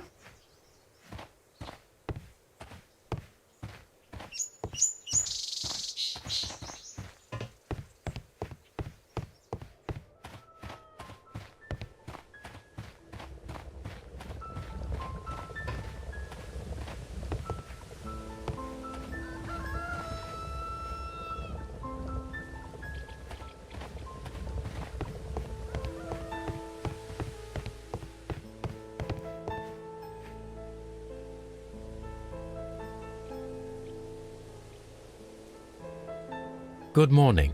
Allow me to introduce myself. My name is Sherlock Holmes, and this is my friend and colleague, Dr. Watson. Yes, I remember you. I'm Station Master Everett. You were here last night. So, you are Mr. Holmes, the great detective. Will you be investigating what happened? I shall indeed. It is extraordinary that an entire train could disappear like that. And to think of all the poor people inside it, the passengers, the driver.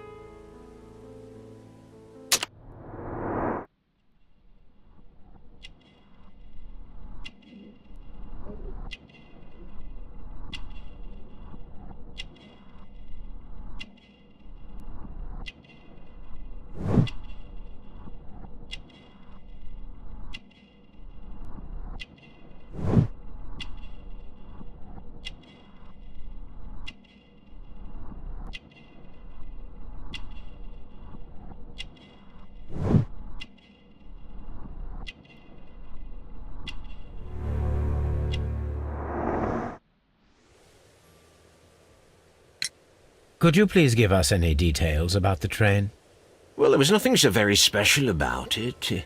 At least not that I can recall. My memory's not what it used to be. However, if you need it, you can have the train composition report. It's inside my office. I would be glad to have a detailed map of the local railway district. But of course, please, take the one that's pinned inside the waiting hall. See you later, my good man.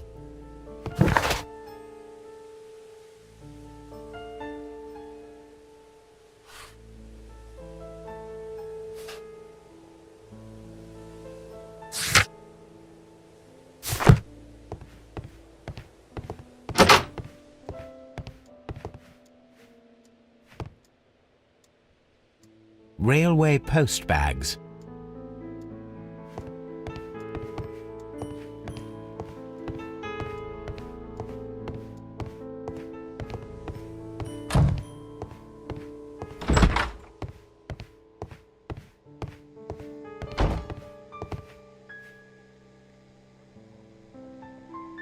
This map will be useful.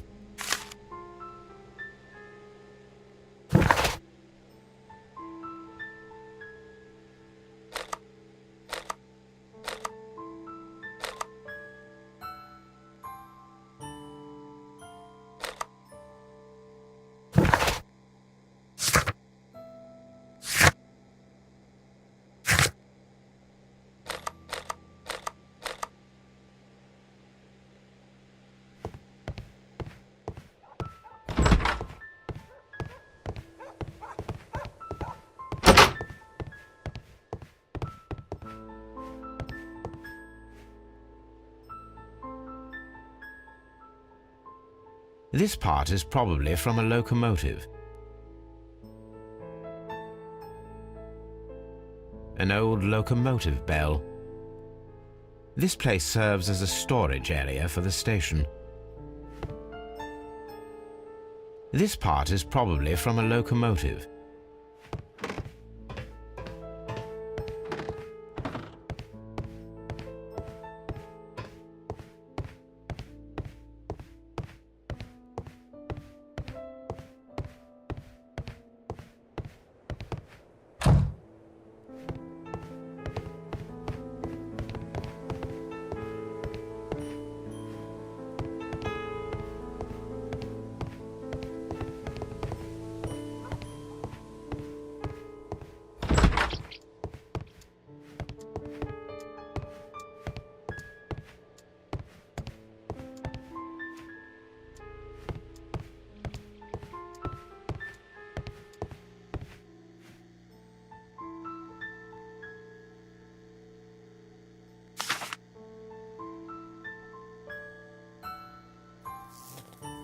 A new telegram. I think we should meet this Mr. Robinson.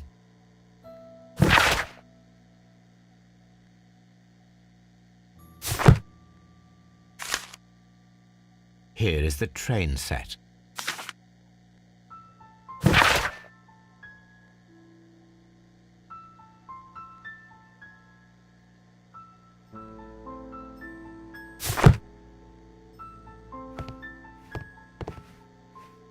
A telegraph.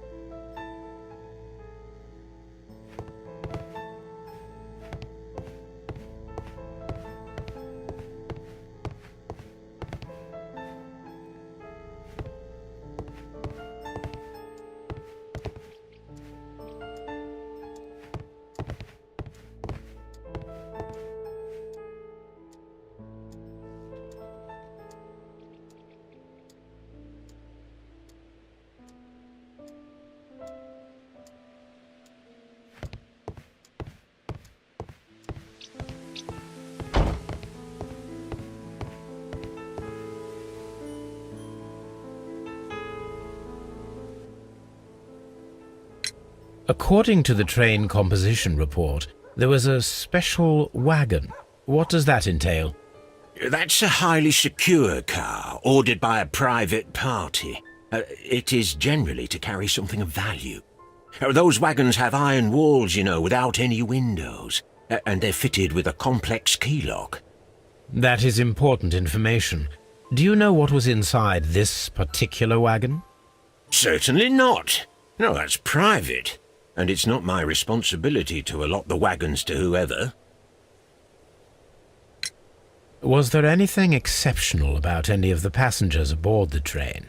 What do you mean? Like officials? I wouldn't know. Oh, but now that you mention it, yes, there was something. There was a message from Bridlington station saying that the train had been delayed because of an issue with the passengers. What kind of problem that they didn't say? That is interesting. You mentioned a problem at Bridlington station. I should like to visit this station.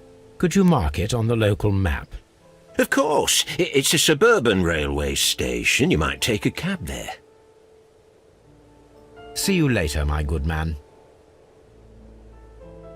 The whole train just disappeared. It's unbelievable.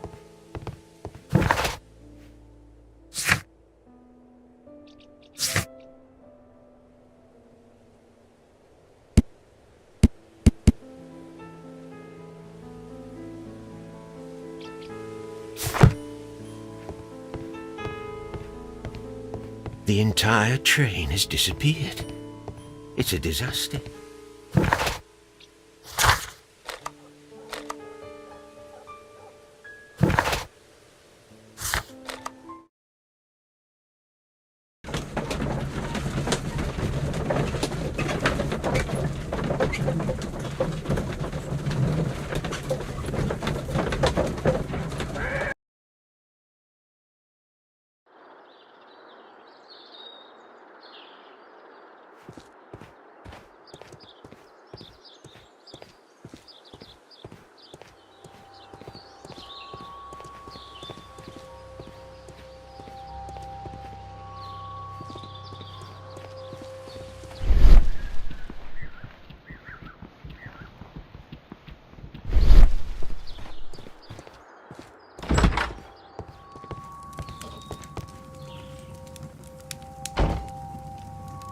This is an absolute scandal. It's always the same with these rail companies. No respect for the customer.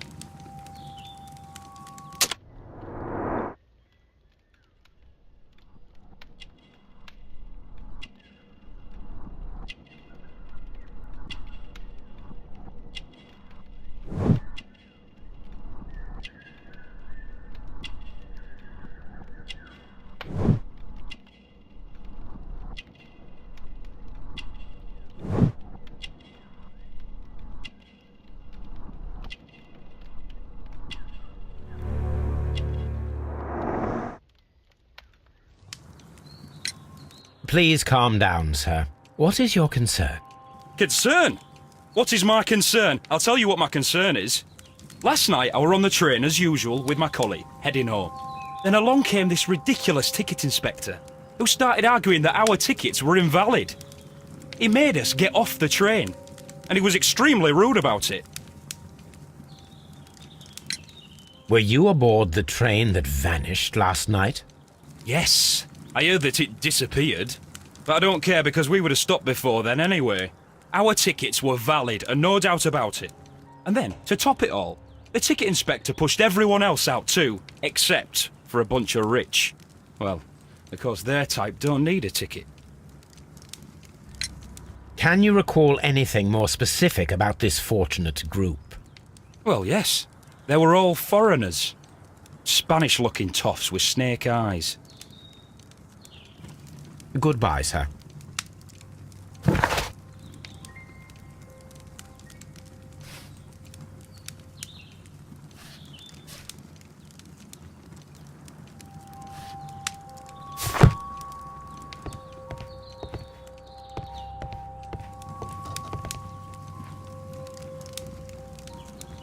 Good day to you, sir. Good day. To whom am I speaking? My name is Sherlock Holmes, and this is... Are you a representative of this damned railway company? Because I have a complaint. We are not from the railway company. We are... Well, in that case, Mr. Shamrock Flomes, please excuse me, but I'm not in the mood for idle chit-chat at the moment.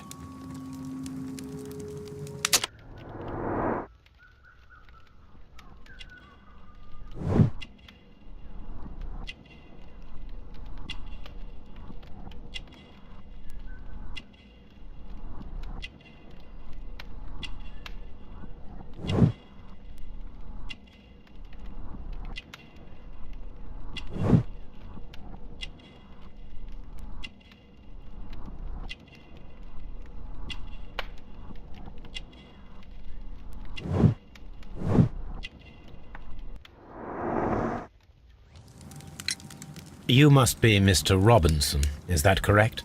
Yes? I am leading the investigation of the disappearing train. It would help if you could answer my questions.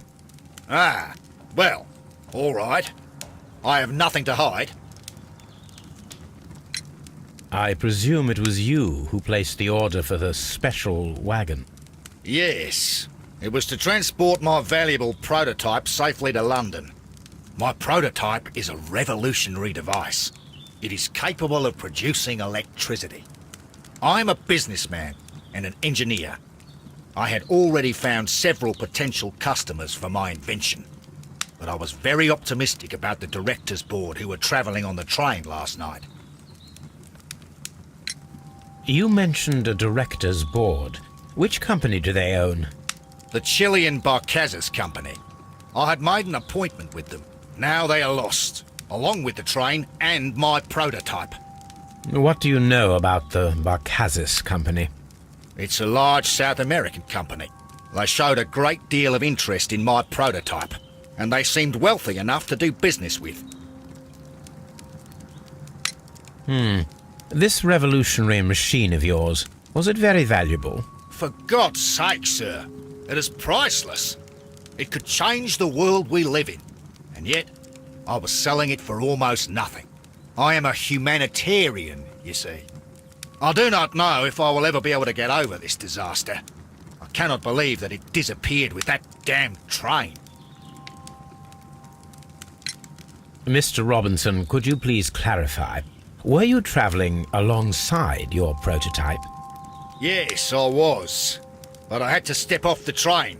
And all because of this stupid station master. I received a telegram declaring that an important person, a Mr. Bromsby, wished to see you in the waiting room. I merely informed you of this. Mr. Bromsby is a wealthy gentleman. His interest in my invention was truly unexpected. So yes, of course, I agreed to see him. Unfortunately, he wasn't there. I thought perhaps he might have been delayed, so I chose to wait a while. But despite my requests, the train left the station without me. Absolutely unacceptable. The timetable is strict. We cannot wait any longer. The regulations require the train to be on time. You are an idiot. You will pay for it. I will sue you. The ticket inspector forced all the passengers from the train except for the directors of the Barcazas Chilean Company.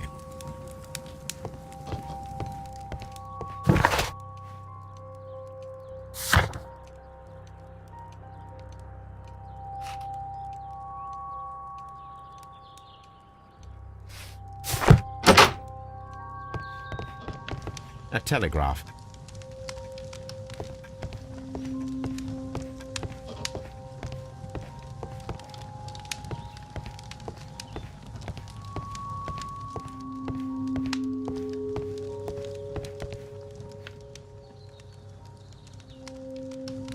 Good day to you, gentlemen. How may I help you? Good day to you, sir. My name is Sherlock Holmes. I am investigating the unfortunate disappearance of last night's train. I see. I'm Station Master Bertram, but my supervisor has not informed me about this. I do not know if... Do not worry. I have only a few questions.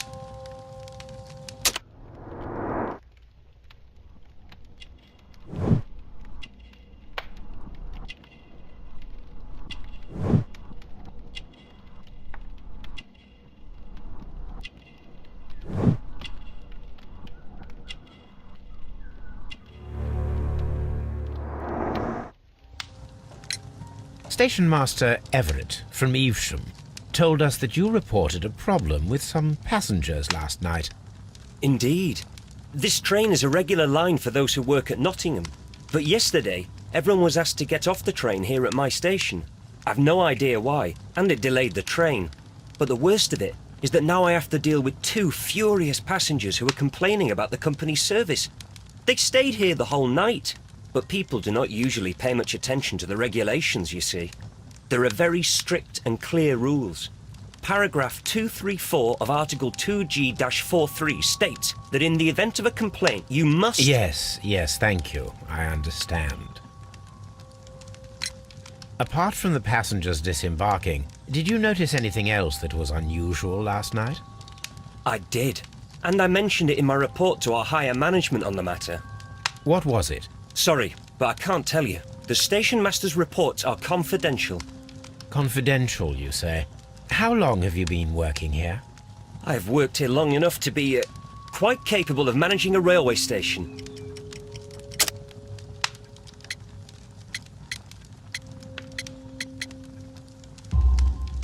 Let me speak frankly, Mr. Bertram. Your age and your lack of confidence in your position are quite apparent. You cannot deny that you have only recently completed your studies. I was at the top of my class. Listen here, young man. I am aware that you wish to protect yourself behind all these regulations, but I represent the law. And you are obstructing the investigation of an important case. I would suggest that you cooperate with Mr. Holmes. Think of your career. That is... Well, I'll tell you everything. First of all, I scolded the ticket inspector, for it was he who asked the passengers to leave the train. It was not his right to do so. He was very rude. And then, later on, I received a most peculiar telegram from my colleague at Chesterfield Station, the next stop along the line. What did the telegram say? Well, that was the peculiar thing. It was almost unreadable. It was full of errors and awfully vague. It was hard to understand if the train had correctly passed that station or not. You can read it for yourself. We ought to visit Chesterfield Station. We need to confirm if the station master saw the train or not.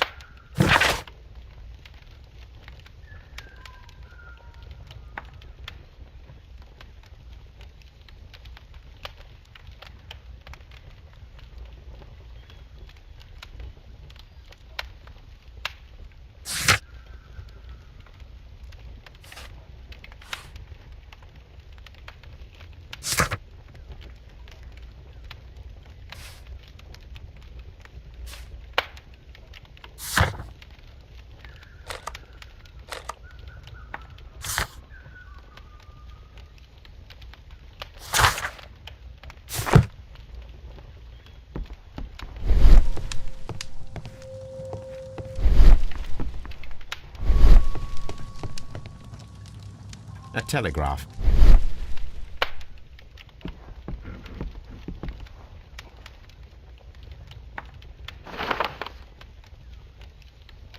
The insurance policy for Robinson's machine. A significant sum.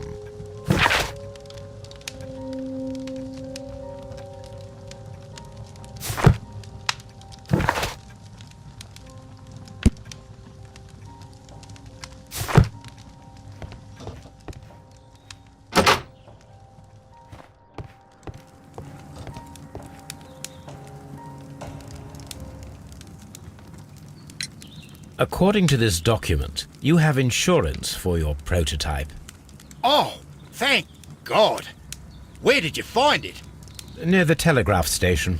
I must have lost it when I tried to send a message, which I was prevented from doing. I apologise for that, but regulations state that public access to the telegraph is strictly prohibited.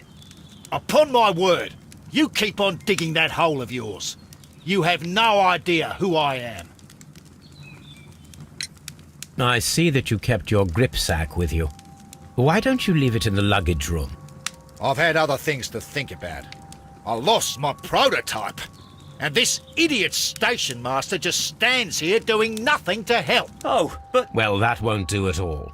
Station master, I believe that the regulations state that any passenger luggage should be taken to the luggage room. I'll do it right away, sir. Sorry, sir. This Robinson is quite a character. We should learn more about him. I will not move from here until I receive my reef.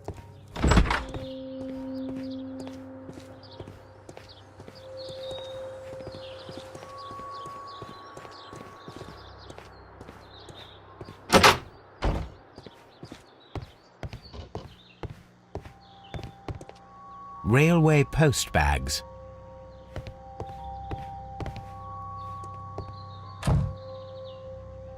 This gripsack belongs to Mr. Robinson. I think we should open it, Holmes. This is what they call force majeure. I'll keep watch. Of course.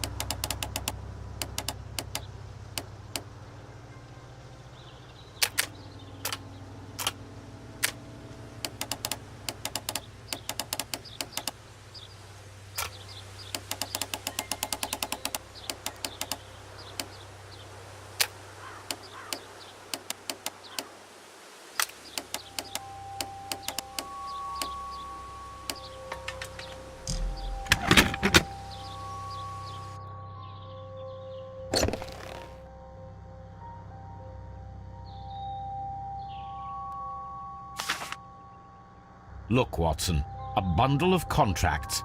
Very suspicious. We should study them carefully.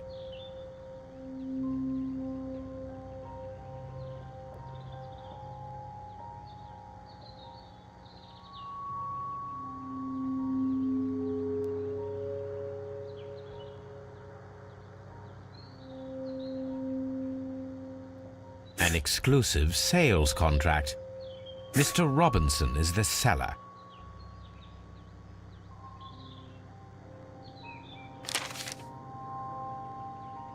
Yet another exclusive sales contract. Mr. Robinson is the seller.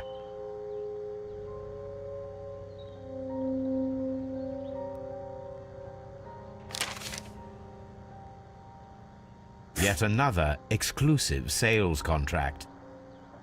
Mr. Robinson is the seller. Yet another exclusive sales contract. Mr. Robinson is the seller. Well, it is very clear that this Mr. Robinson received prepayments from various people for his machine. This Robinson fellow seems suspicious to me.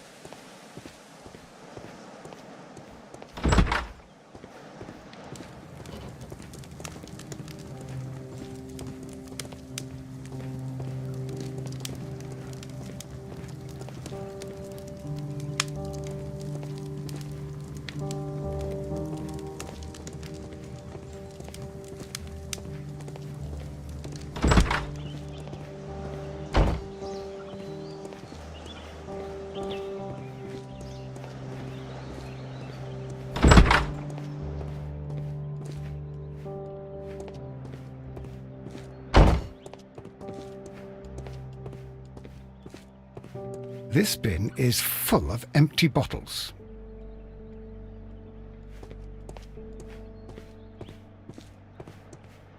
A fishing advertisement.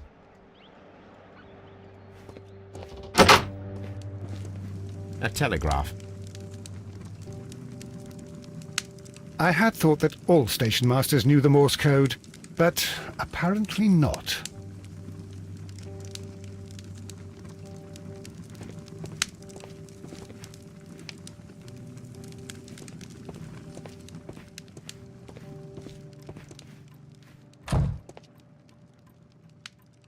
How could he fall asleep at work like this? Excuse me, sir. Wake up. Ah, his breath. He must have swallowed half a distillery. And that explains the how. By his sleeping off the alcohol, you mean? Wake up, please, sir. What? The 18-hour 72 train has arrived? Good day to you. We are investigating the disappearance of last night's train, and we should like to ask you a few questions.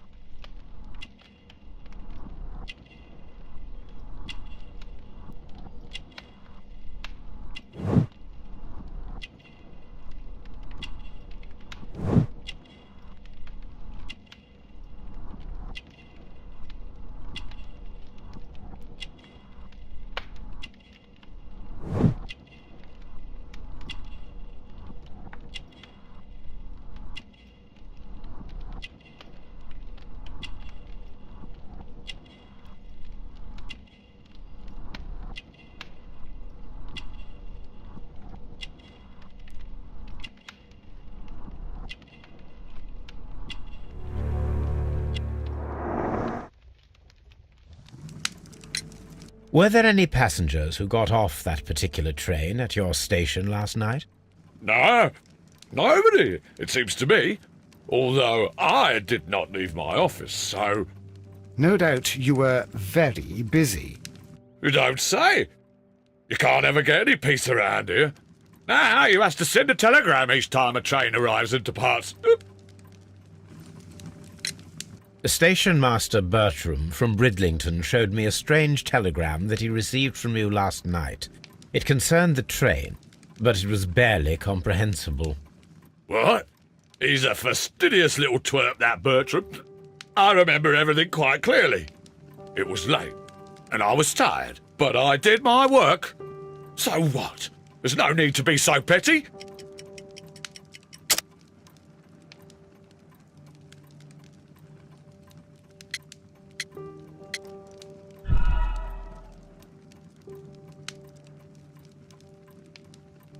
Station Master Bertram from Bridlington showed me... What? He's a fastidious little twerp, that Bertram. I remember everything quite clearly. It was late, and I was tired, but I did my work. So what? There's no need to be so petty.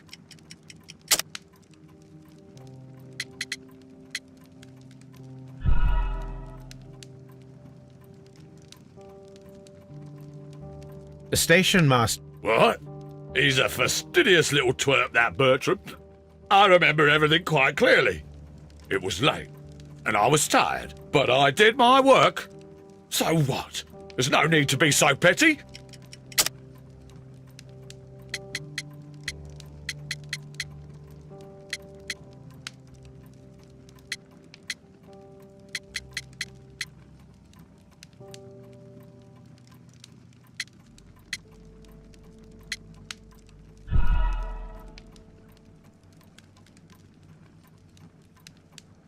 Station Master Bertram from Bridlington showed me a...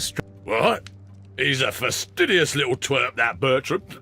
I remember everything quite clearly. It was late, and I was tired, but I did my work. So what? There's no need to be so petty. You were not tired, you were inebriated. Tell me the truth now, or I shall not hesitate to document your state in my report. My friend means that you will end up by being sacked from your position. All right. So I was drunk. I don't remember all of yesterday, to be truthful to you. Please don't go harsh on me. Holmes, this man has consumed a considerable amount of alcohol. He's not entirely helpless yet, but... It will not be long before he is. Obviously, his testimony cannot be trusted.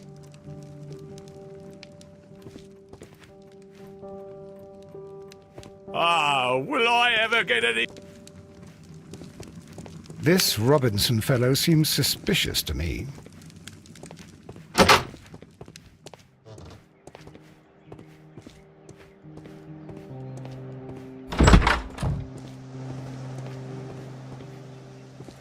Lock. There is no sense in asking the station master to open it. We shall have to pick the lock.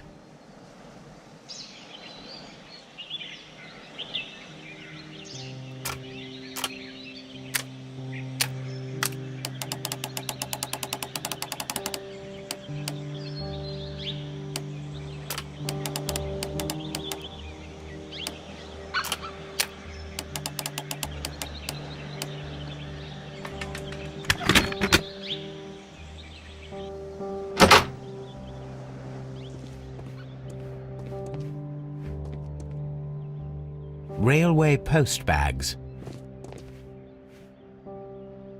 These tools were used quite recently. They are still muddy. We should ask about them.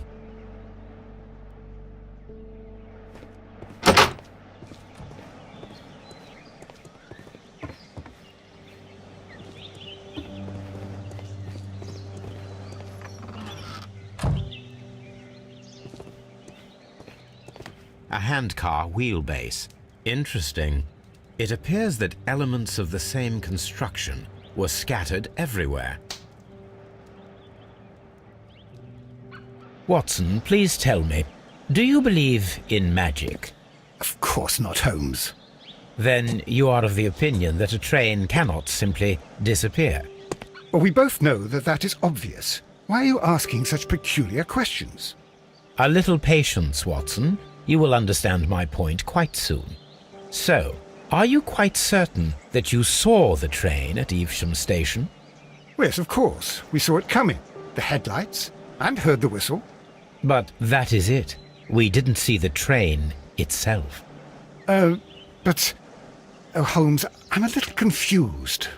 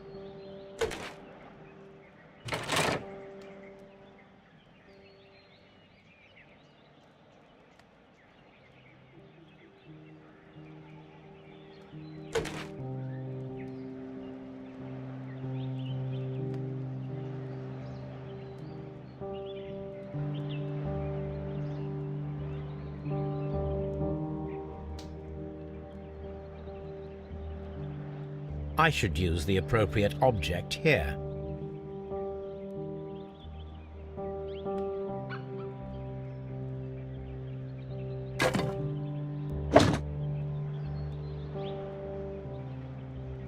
I should use the appropriate...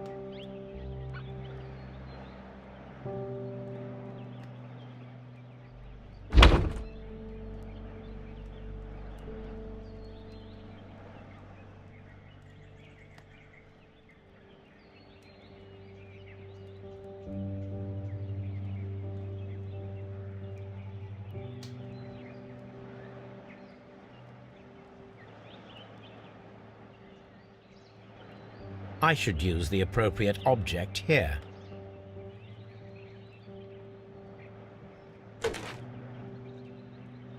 I should use... I should...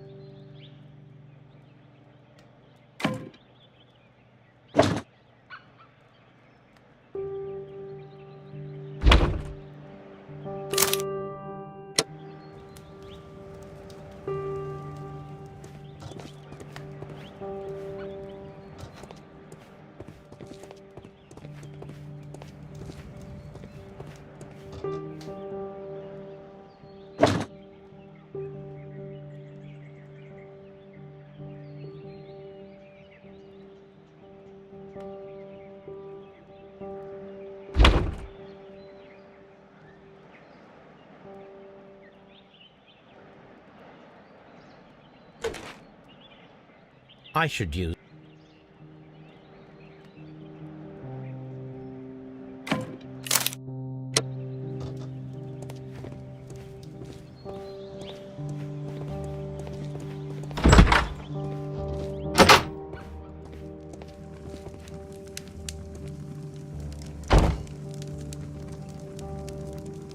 I have...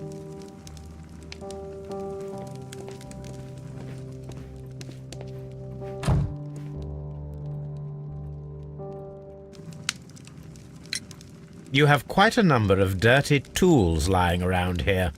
Ah, yes. Well, thank you for reminding me. I should clean them. Although, it might be easier to put them outside. Seems it might start raining soon. I meant, what were they used for? Some workers come here and borrowed them from me. They wanted to lift the edge of the railway to one of the stations on the line, so that the water wouldn't come in too close. Who were these workers? Well, they didn't seem to be from the company, but they was fine lads. They invited me to share a drink, and whatever it was, it had a kick to it. They wasn't English. No, I don't believe so. But see, they knew just what a man needed to brighten up his dull evening.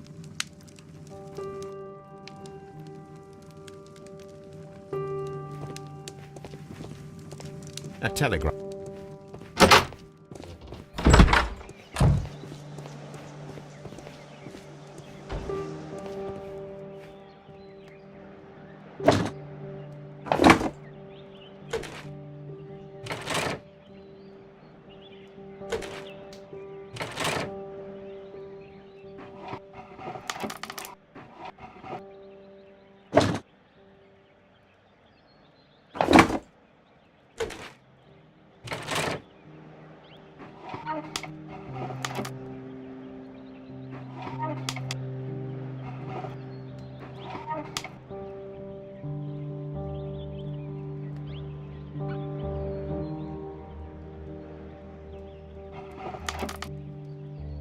I should...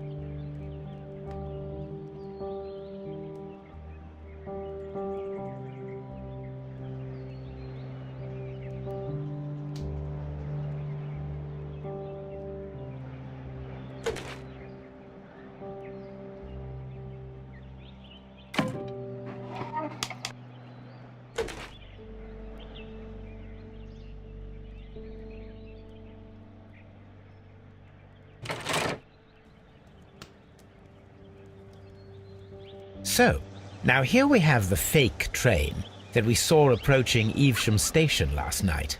Doesn't look much like a train to me. Be patient, Watson, I haven't finished yet. Try using your imagination. Our train requires only a headlight and a steam whistle.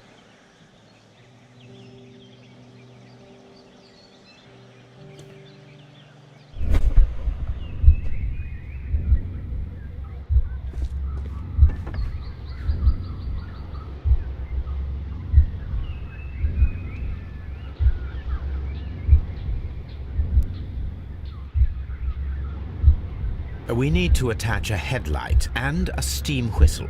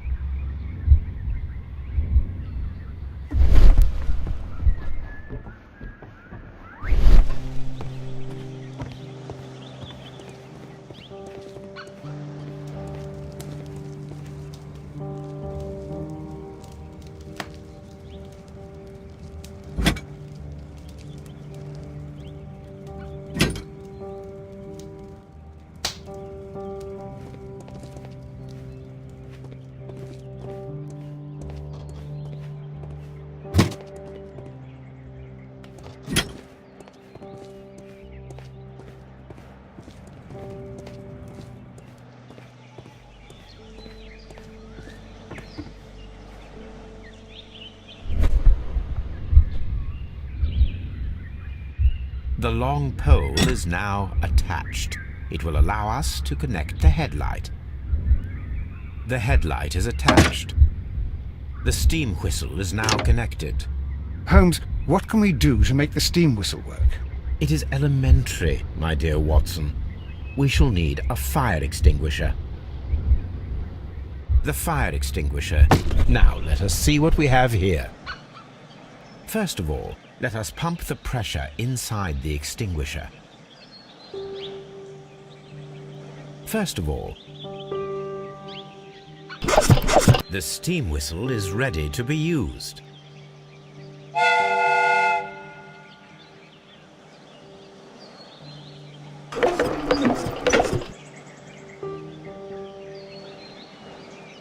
Watson, I do believe that we have created an exact replica of the train that vanished in front of us last night. The criminal mind can be most inventive. I am somewhat in awe. So such a thing is possible. If someone went to all the trouble of creating this fake train, then it was surely with the intention of stealing the real one. Ah, Watson, you should not jump to conclusions. In fact, this does not tell us very much at all, except that the train did not evaporate into thin air. Although you half suspected it. At any rate, we now need to find where the real train might be hidden. I suggest we use my archives to find a more detailed map of our surroundings. Well, I hope that justifies our having to load your massive archive suitcase onto the cab. It made us extremely unpopular with our driver.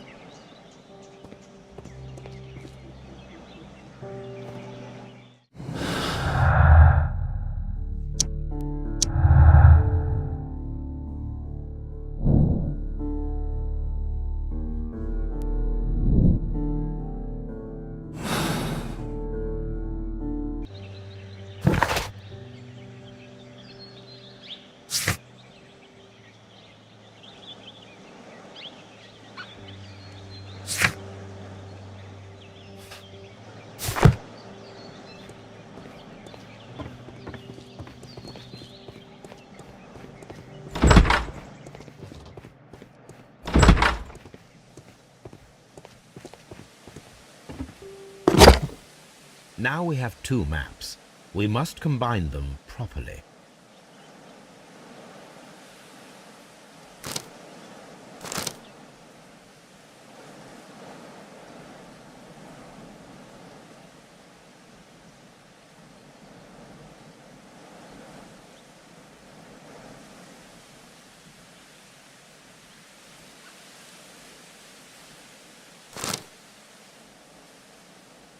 Here it is. There is a side branch to the railway. Its first switch is located between Bridlington and Chesterfield stations. There is one more station to be visited. It is located between Chesterfield and Evesham, and there should be a side railway to the nearby quarry. There is a small section of a railway at the end of Evesham station.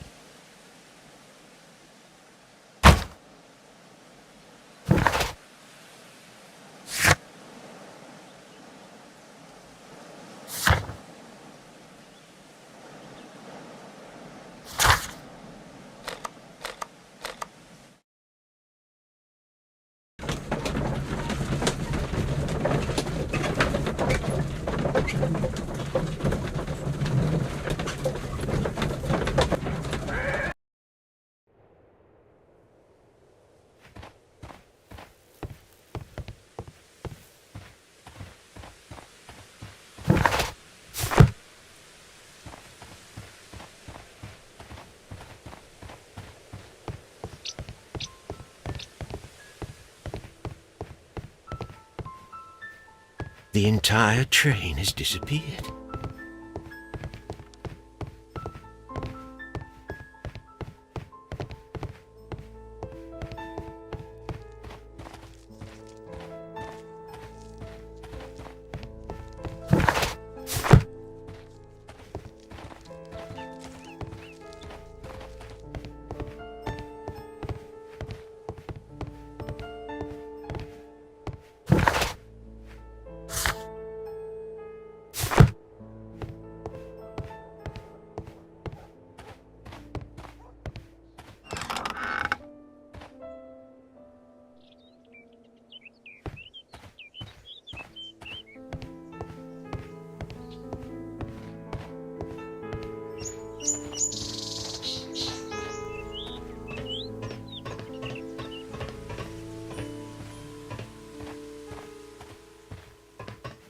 There was a building here not so long ago.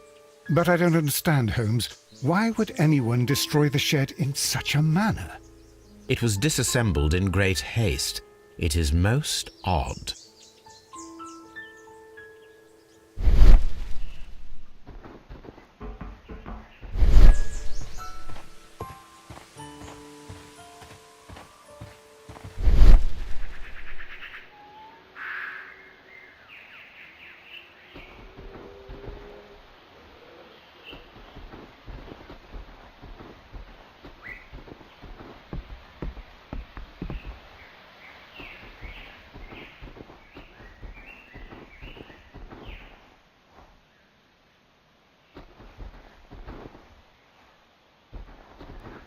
Traces. Let's take a closer look.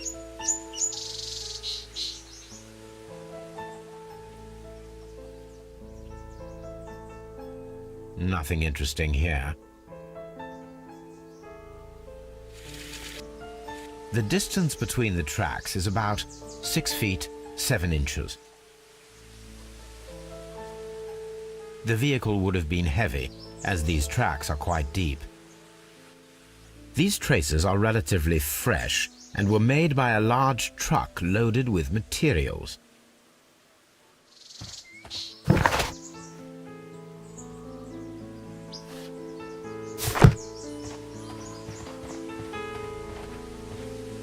This road should lead to the town of Evesham.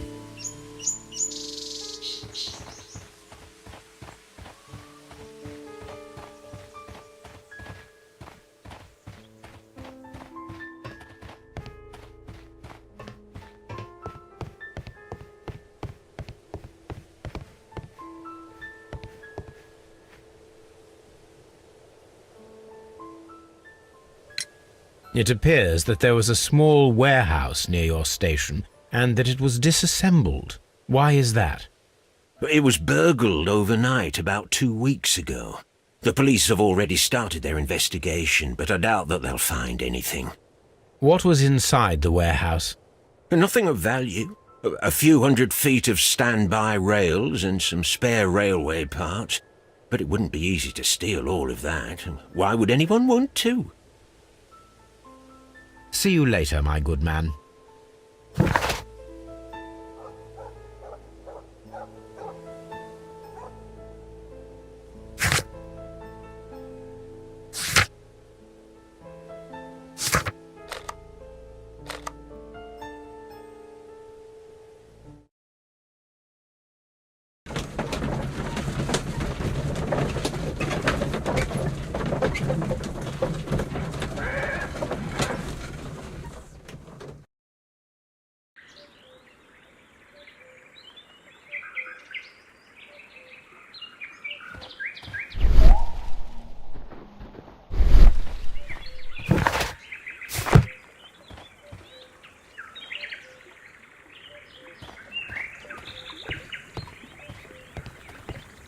The switch is rusted, but it still works. The switch.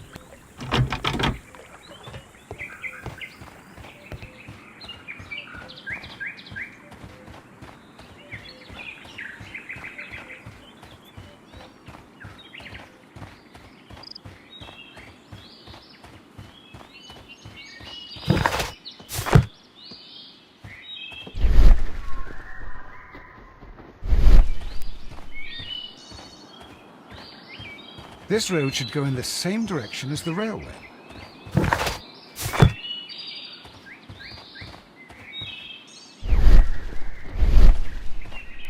I'm always wondering what's on your mind, Holmes.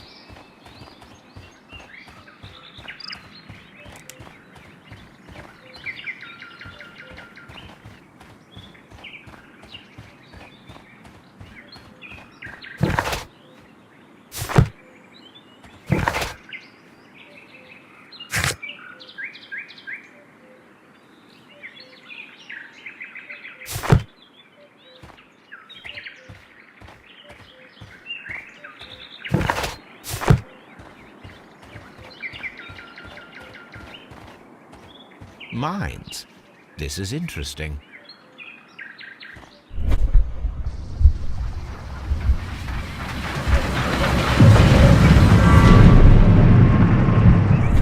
It would be quite possible for someone to redirect the train towards the mines.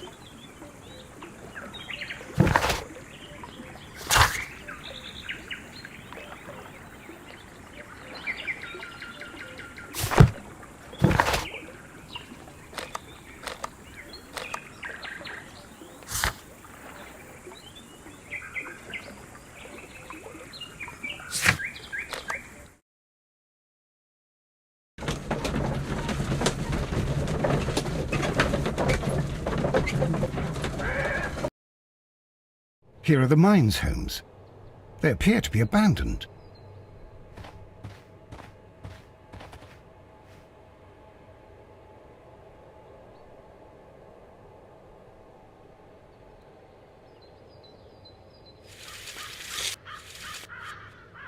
The distance between the tracks is about 4 feet 8 inches. A lightly loaded vehicle came this way. There is a wooden beam lying on the rails. A small vehicle with wooden beams went down this way.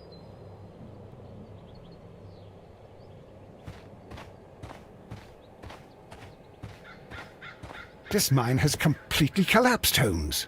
It is curious, but to be truthful, I am not entirely surprised. It's difficult to follow you, Holmes.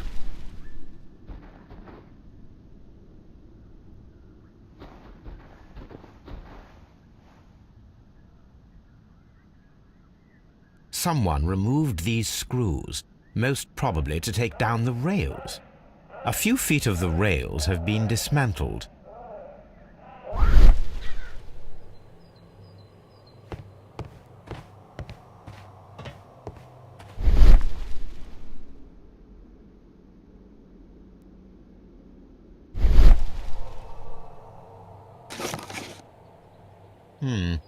This is an unusual kind of paper, stiff and dry.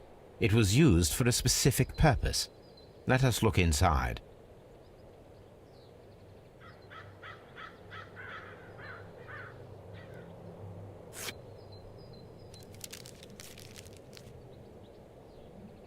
Sawdust. I am almost certain it is a... Watson, could you assist, please? Do you have your pistol? Good. Fire at this package.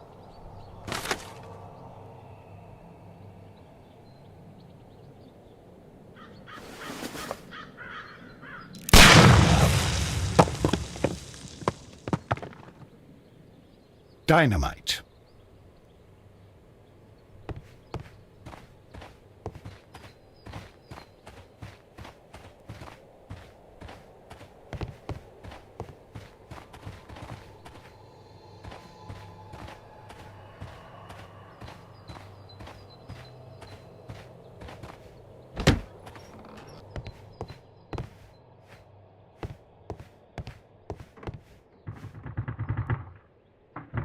This box must be the safe. Let's open it.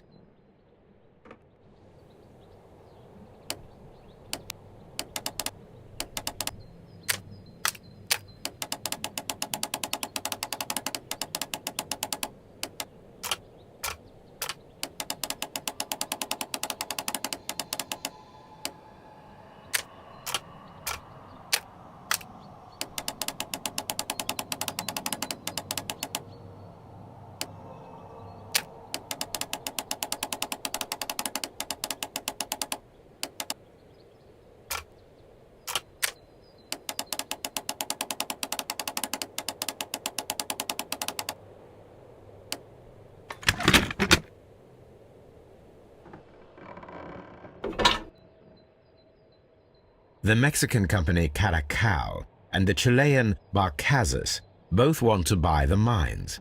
I need more information. Perhaps Mycroft could help.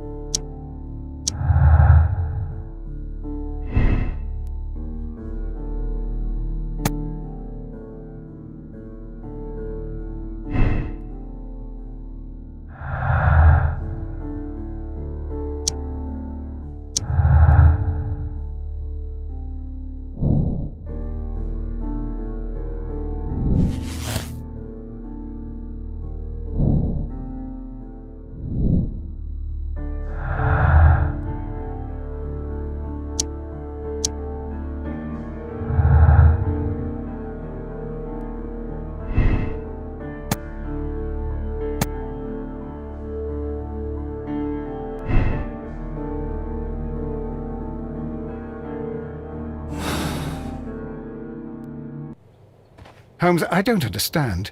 Why do you care so much about this business with the mines?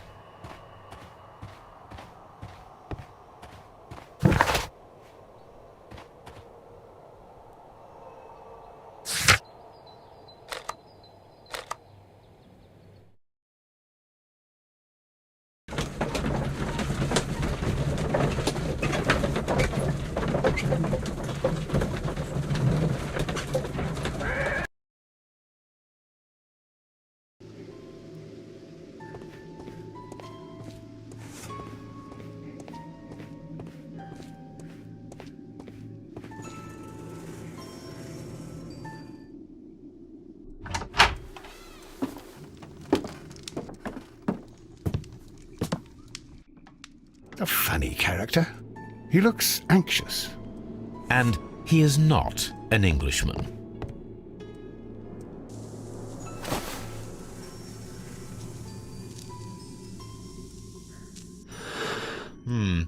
This scent is familiar to me, but in order to recognize it, I must combine my associations into one picture.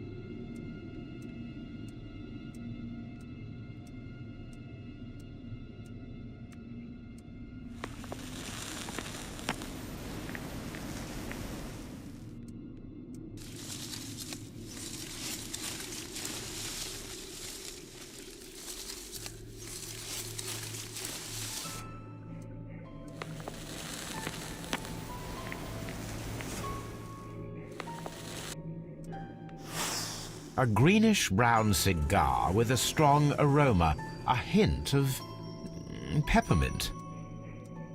Ricardo. You already know the name of this man? Holmes, you amaze me. No, Watson, I refer to the cigar. It is a Ricardo Tarrant, a Mexican cigar of an excellent quality. Quite an expensive one, too.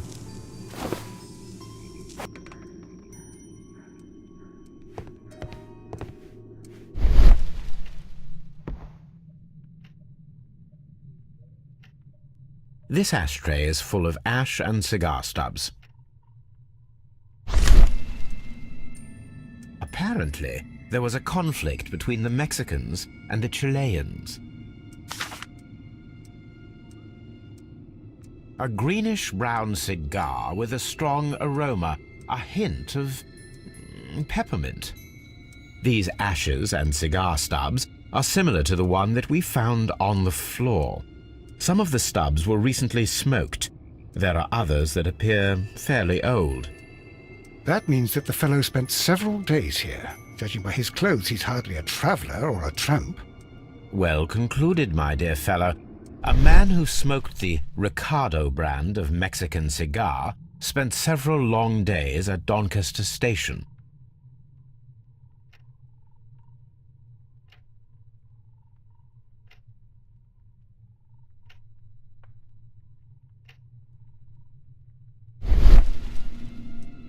This ashtray.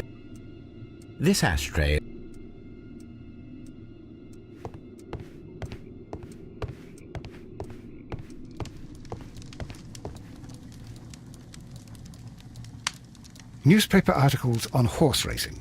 Hurdle, steeplechase and flat racing. He is a true enthusiast, Holmes.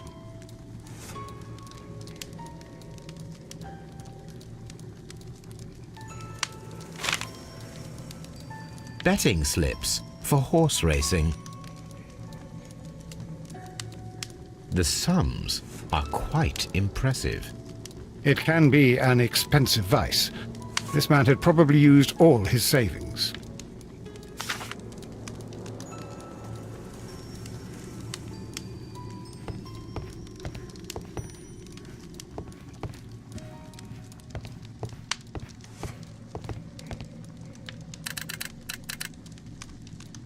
I asked Mycroft to find out some information on the WEA Coal Company. Here is his reply, and it is an interesting one.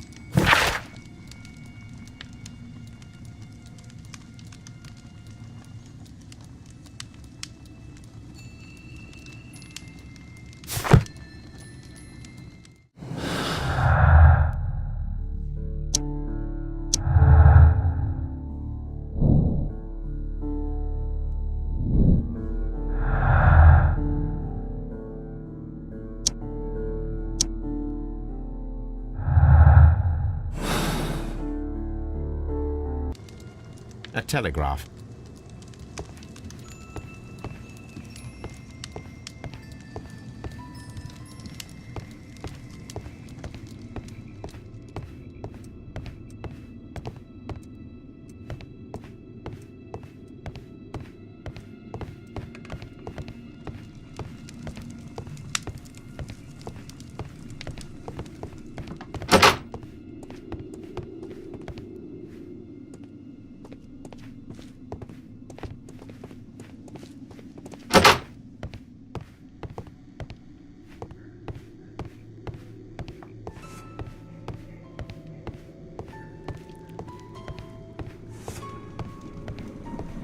Watson, would you like some tea? No.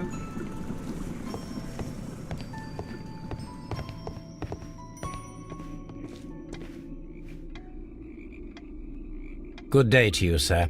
My name is Sherlock Holmes, and this is Dr. John Watson. We are investigating the case of the vanished train. Is that so? Well, good day, gentlemen. I am Mr. Duff, the station master of this station. I'll be happy to help you in any way I can, but there's not much that I can tell you about last night.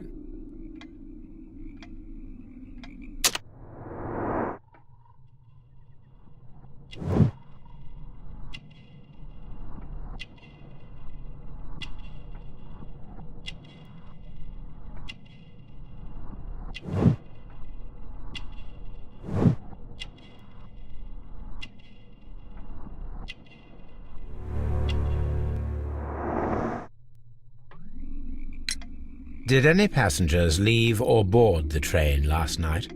No. I saw no one as usual. I reported the train's passage by telegraph, just the same as all the other nights. I observe that you are a gambling man, Mr. Duff. You had hoped that your relocation to this small town might have helped ease your addiction, but it was not to be. I beg your pardon? Addiction to what? We found a number of horse racing tickets inside your office. Well, well, we all have our weaknesses. An expensive obsession, surely, for a station master. It is none of your business. I occasionally attend the races with my colleagues. And anyway, that's my private life. There was a gentleman of Mexican origin, I believe, in the waiting room. Did you notice him? What? A Mexican? Here in the back of beyond? Are you quite sure about that? Goodbye, sir.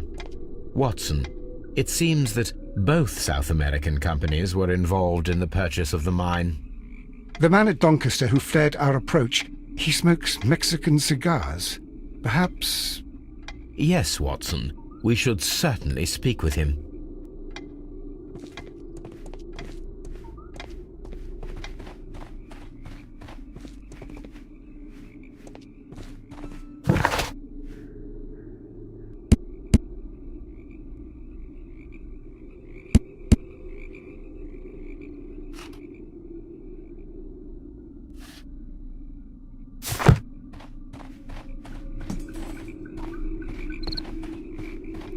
Holmes, look. There's a flooded area over here. I believe that the flooded area might be worth checking.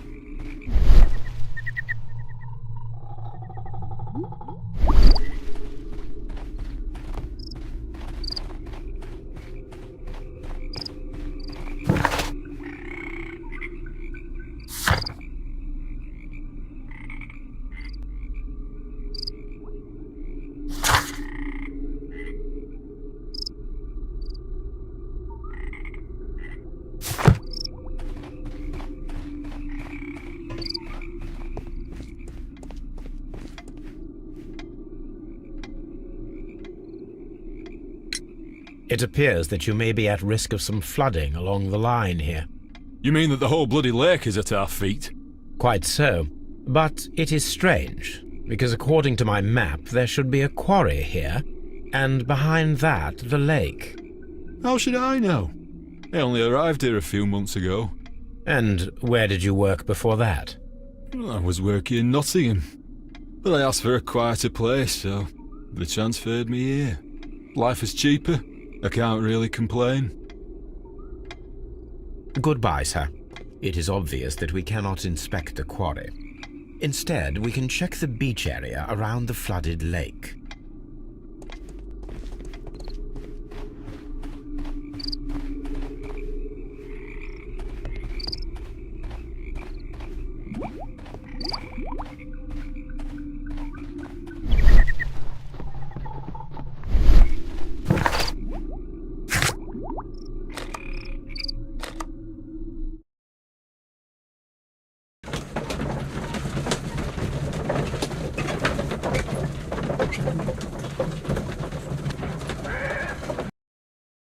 Here we are at the beach that is located near the quarry and Doncaster station.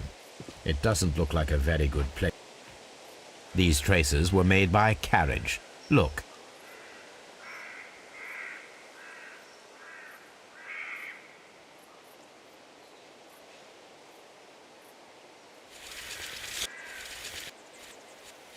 The distance between the tracks is about 6 feet 7 inches. The vehicle would have been heavy, as these tracks are quite deep.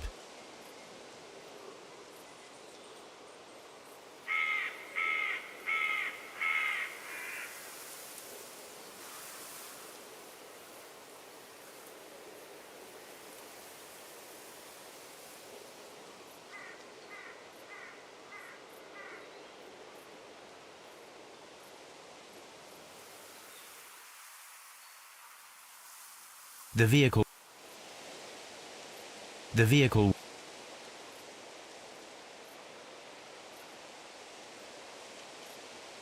The vehicle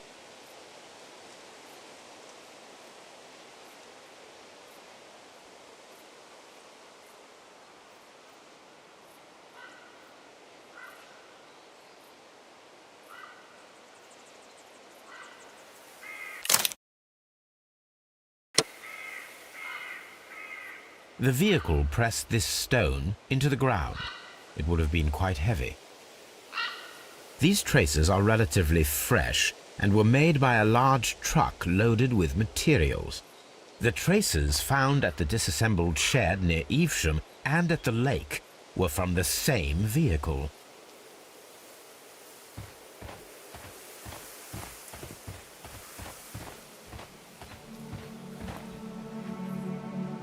An advertisement for lake cruises.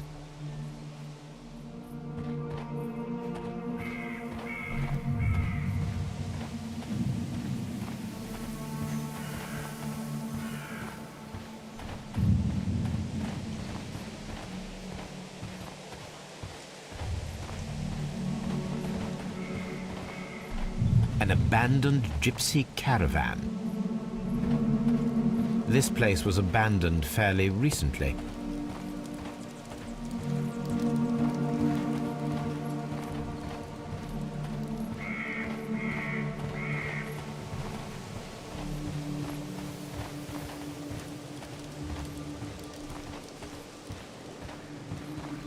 Observing the coastline and the moored boats, we are able to see that the lake's water level dropped.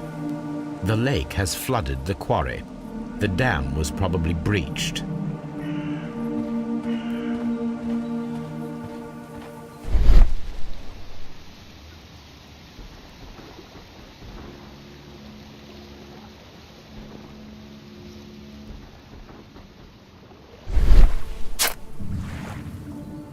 A label with the name Las Zarpas.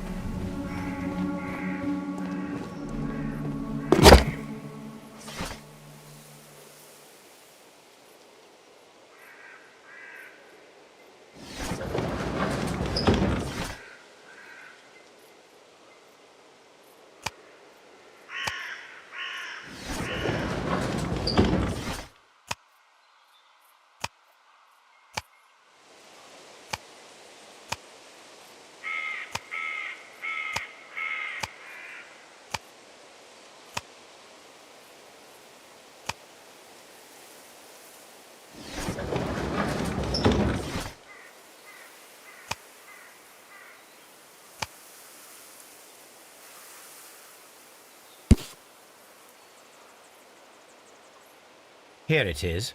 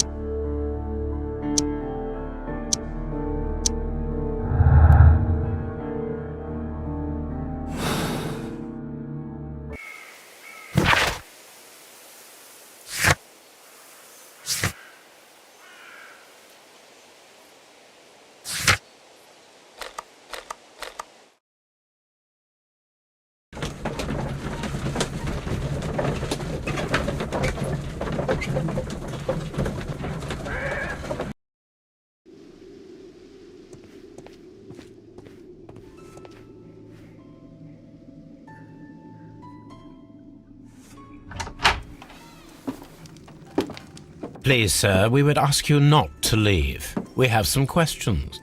Are you the police? No, we are employed by the railway company. We are collecting witness statements about the train that disappeared last night. Lo siento, I'm in a hurry. Really? It seemed that you were waiting here for someone. Could you tell us if you were at the station last night? No, I just arrived from South America. A formidable journey, no doubt. Which country are you from? De Chile.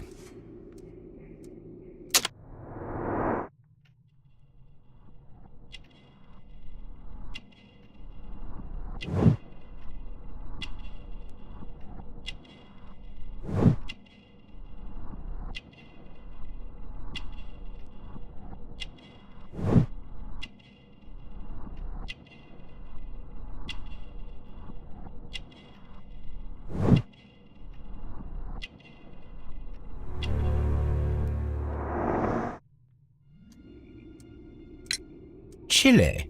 But you are Mexican. No, you are wrong. Why would you think I'm Mexican?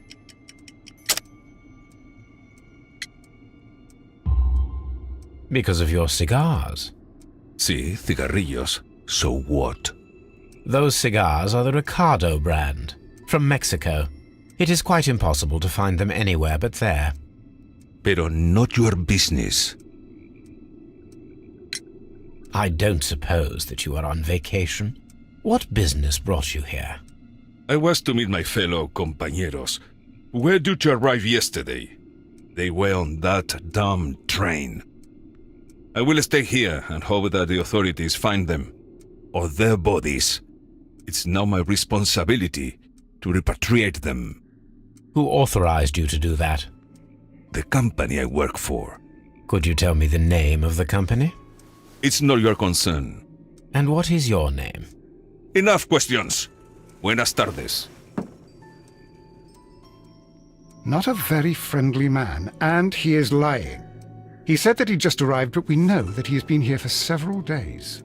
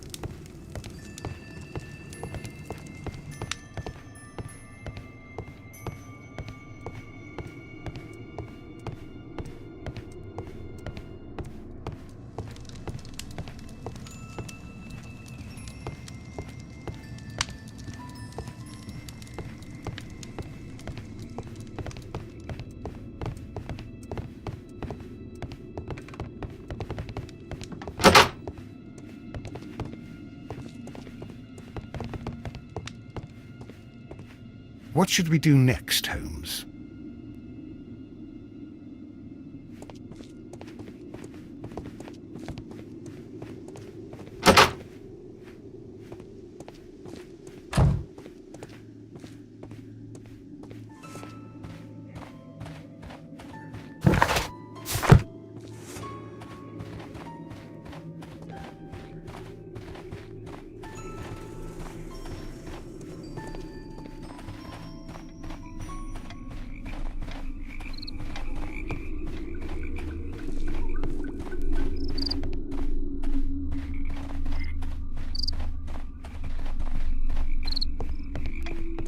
You'll find nothing interesting here, I'm afraid.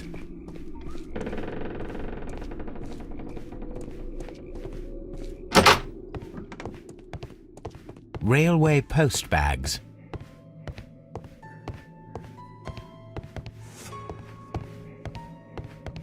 This post bag belongs to the station master.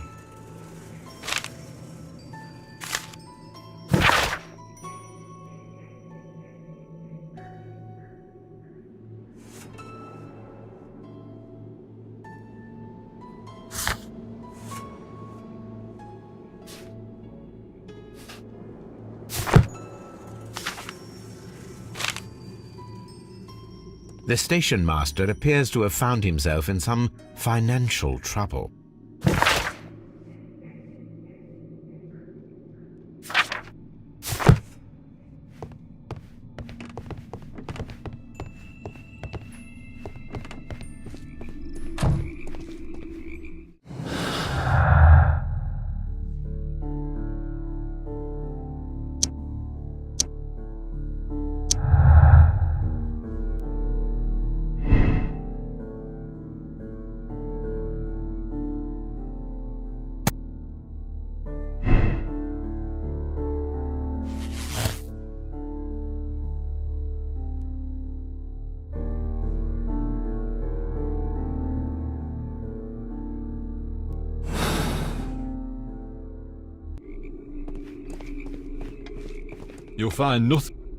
You'll find nothing interesting here, I'm afraid.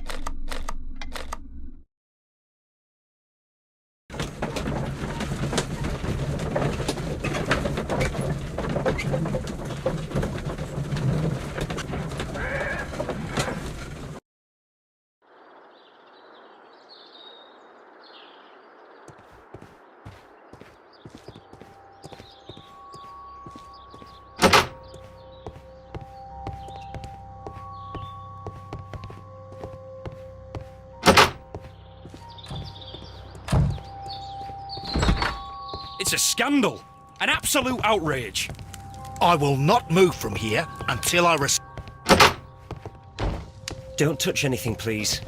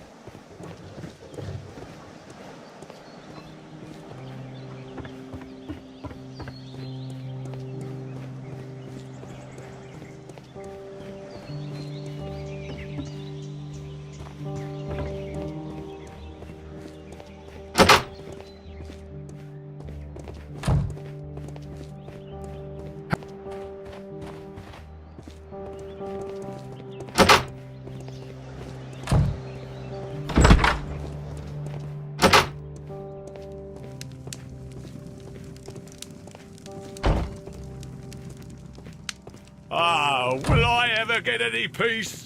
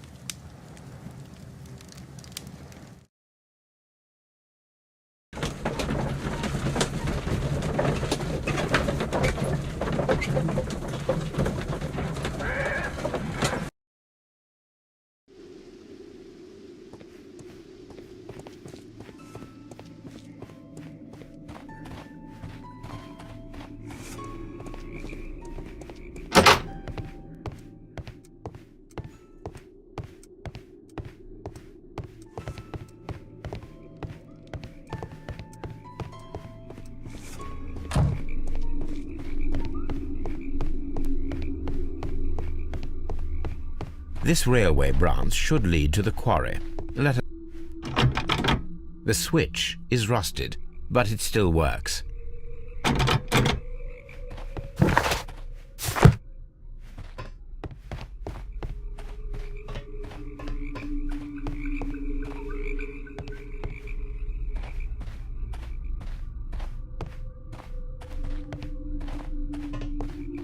The rail is rusted and looks old, but the railway is still usable.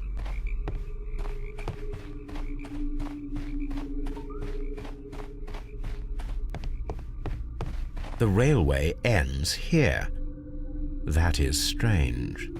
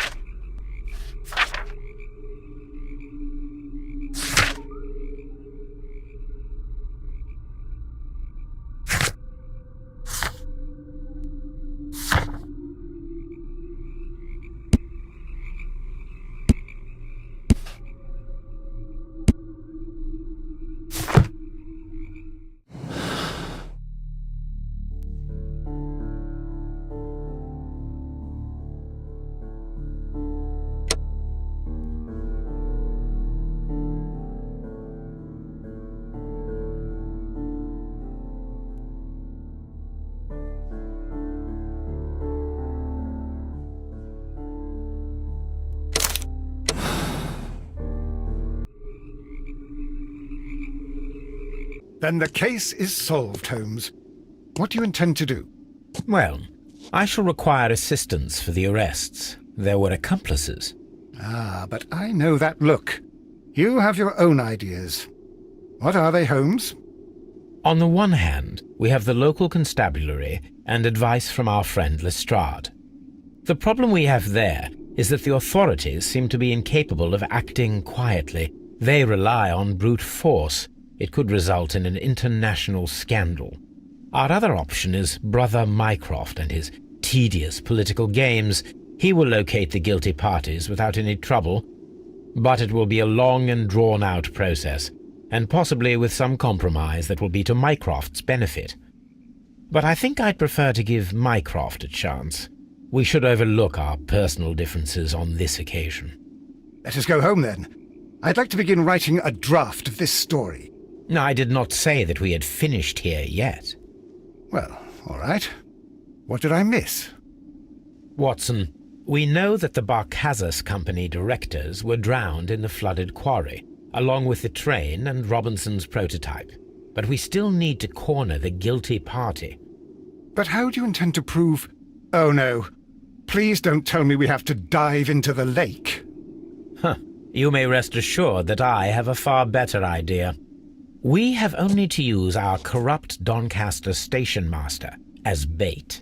He will unwittingly trap our Mexican friend. Of course, you already had a plan. I shall follow you, Holmes. Well, the case is solved, and we shall be heading home. May we have 2 tickets to London, please?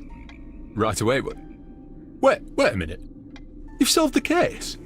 In a manner of speaking, can you believe that the rescue service miraculously saved one of the Chileans who were on board the train? The police have ordered his immediate escort to London on the next train. He pulled through, then? He's alive? Yes, by extreme good fortune. His condition is quite serious, and the method of transportation has its risk, but he will be held securely by the doctor and police officers. The gentleman carries some vital information on this case. I am sure of it. Ah, really? Your station will be famous, Mr. Duff. The journalists will be here before you know it. Goodbye, sir. Goodbye, gentlemen.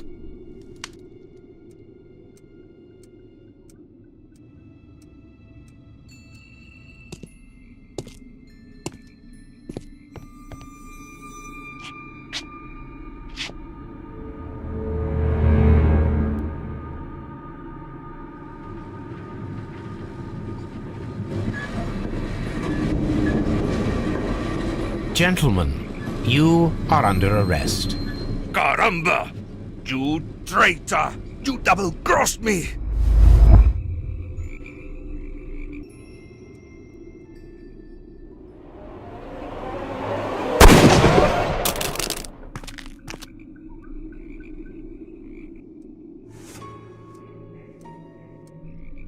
Good shot, Watson.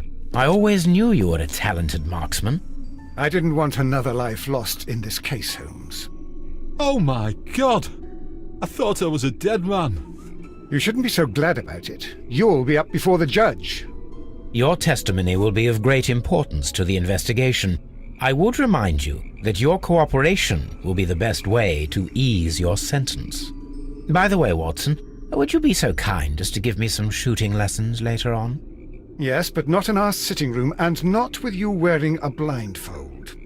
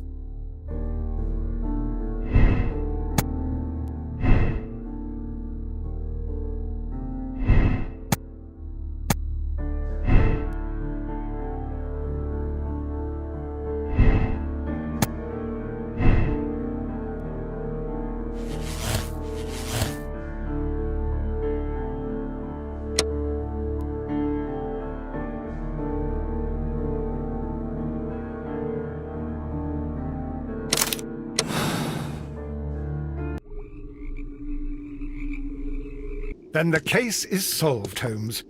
What do you intend to do? Well, I shall require assistance for the arrests. There were accomplices. Ah, but I know that look. You have your own ideas. What are they, Holmes? On the one hand, we have Mycroft and his tedious political games. He will locate the guilty parties without any trouble. But it will be a long and drawn-out process, and possibly with some compromise that will be to Mycroft's benefit. Our other option is the local constabulary, and advice from our friend Lestrade. The problem we have there is that the authorities seem to be incapable of acting quietly. They rely on brute force. It could result in an international scandal. All the same, I think that I prefer the forces methods. It would be better to resolve the case quickly and efficiently, without any talk of politics. Let us go home, then. I'd like to begin writing a draft of this story. I did not say that we had finished here yet. Well, all right. What did I miss? Watson, we know that the Barcazas Company directors were trapped under the collapsed mines, along with the train and Robinson's prototype. But we still need to corner the guilty party. But how do you intend to prove... Oh, no. Please don't tell me we have to dig out the mines. You may rest assured that I have a far better idea. We have only to use our corrupt Doncaster station master as bait. He will unwittingly trap our Mexican friend. Of course, you already had a plan. I shall follow you, Holmes. Well, the case is solved. Right away. In a manner of speaking. The police... Yes, by the gentle... Your state... Good.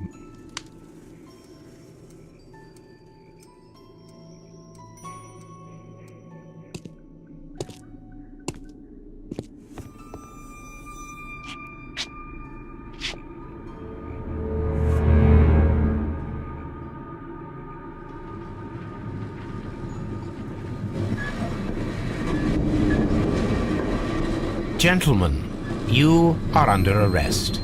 Caramba! You traitor! You double-crossed me!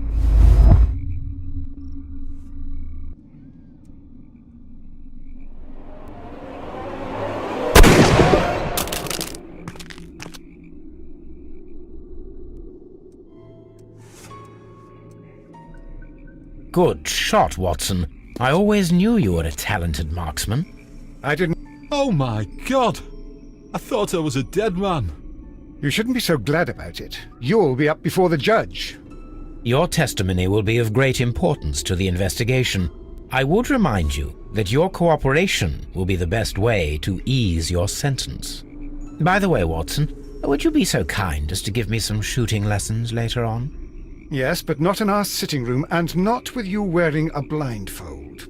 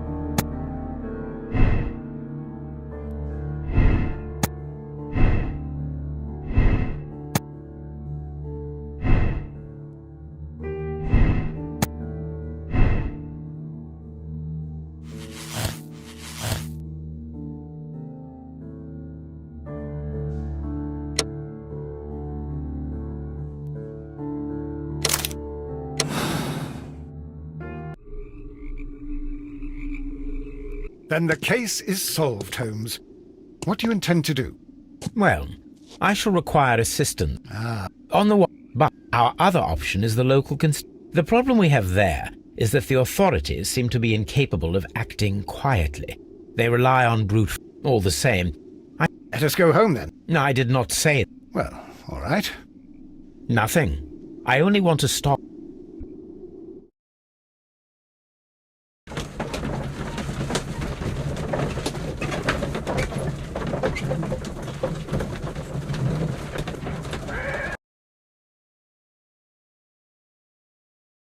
Mr. Robinson, we must ask you to remain here until the police arrive. The police? But why? You are one of the suspects in our case of the vanished train, which, by the way, involves the death of all its passengers. What? Is this a joke? I can assure you that it is not. This is outrageous. You don't know who you're dealing with.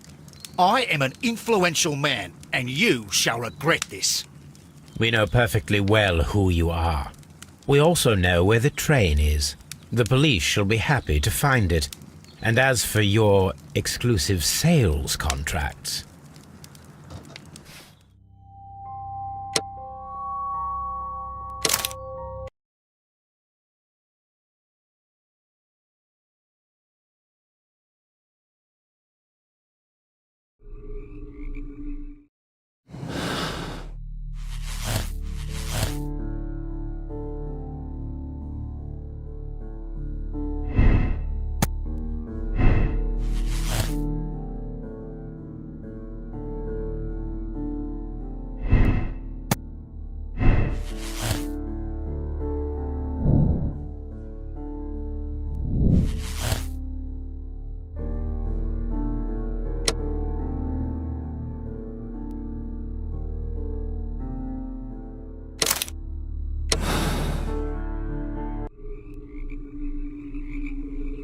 Then the case is solved, Holmes. Well, on the one, but our other... The problem... All the... Let us go home, then.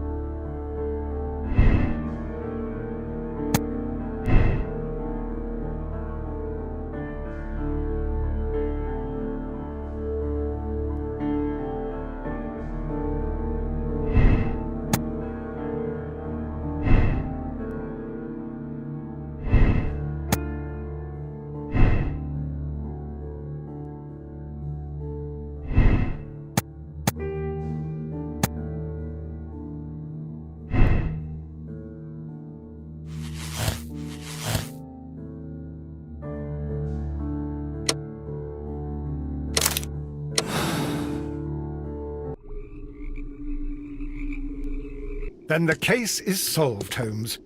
What do you intend to do? Well, on the one hand, but our... The... All... No, Watson... Well, the case is solved, and we shall be heading home. Right away. In a man... The...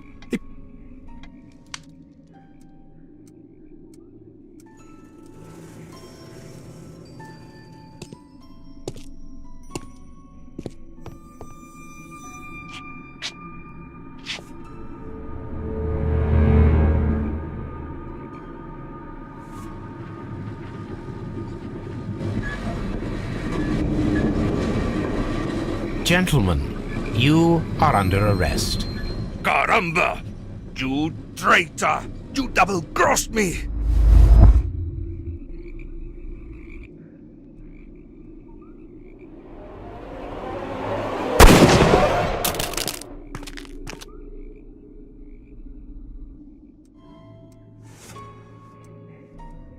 Good shot, Watson. I always knew you were a talented marksman. I didn't want another life lost in this case, Holmes. Oh my God! I thought I was a dead man. You shouldn't be so glad about it. You'll be up before the judge. Your testimony will be of great importance to the investigation. I would remind you that your cooperation will be the best way to ease your sentence. By the way, Watson, would you be so kind as to give me some shooting lessons later on?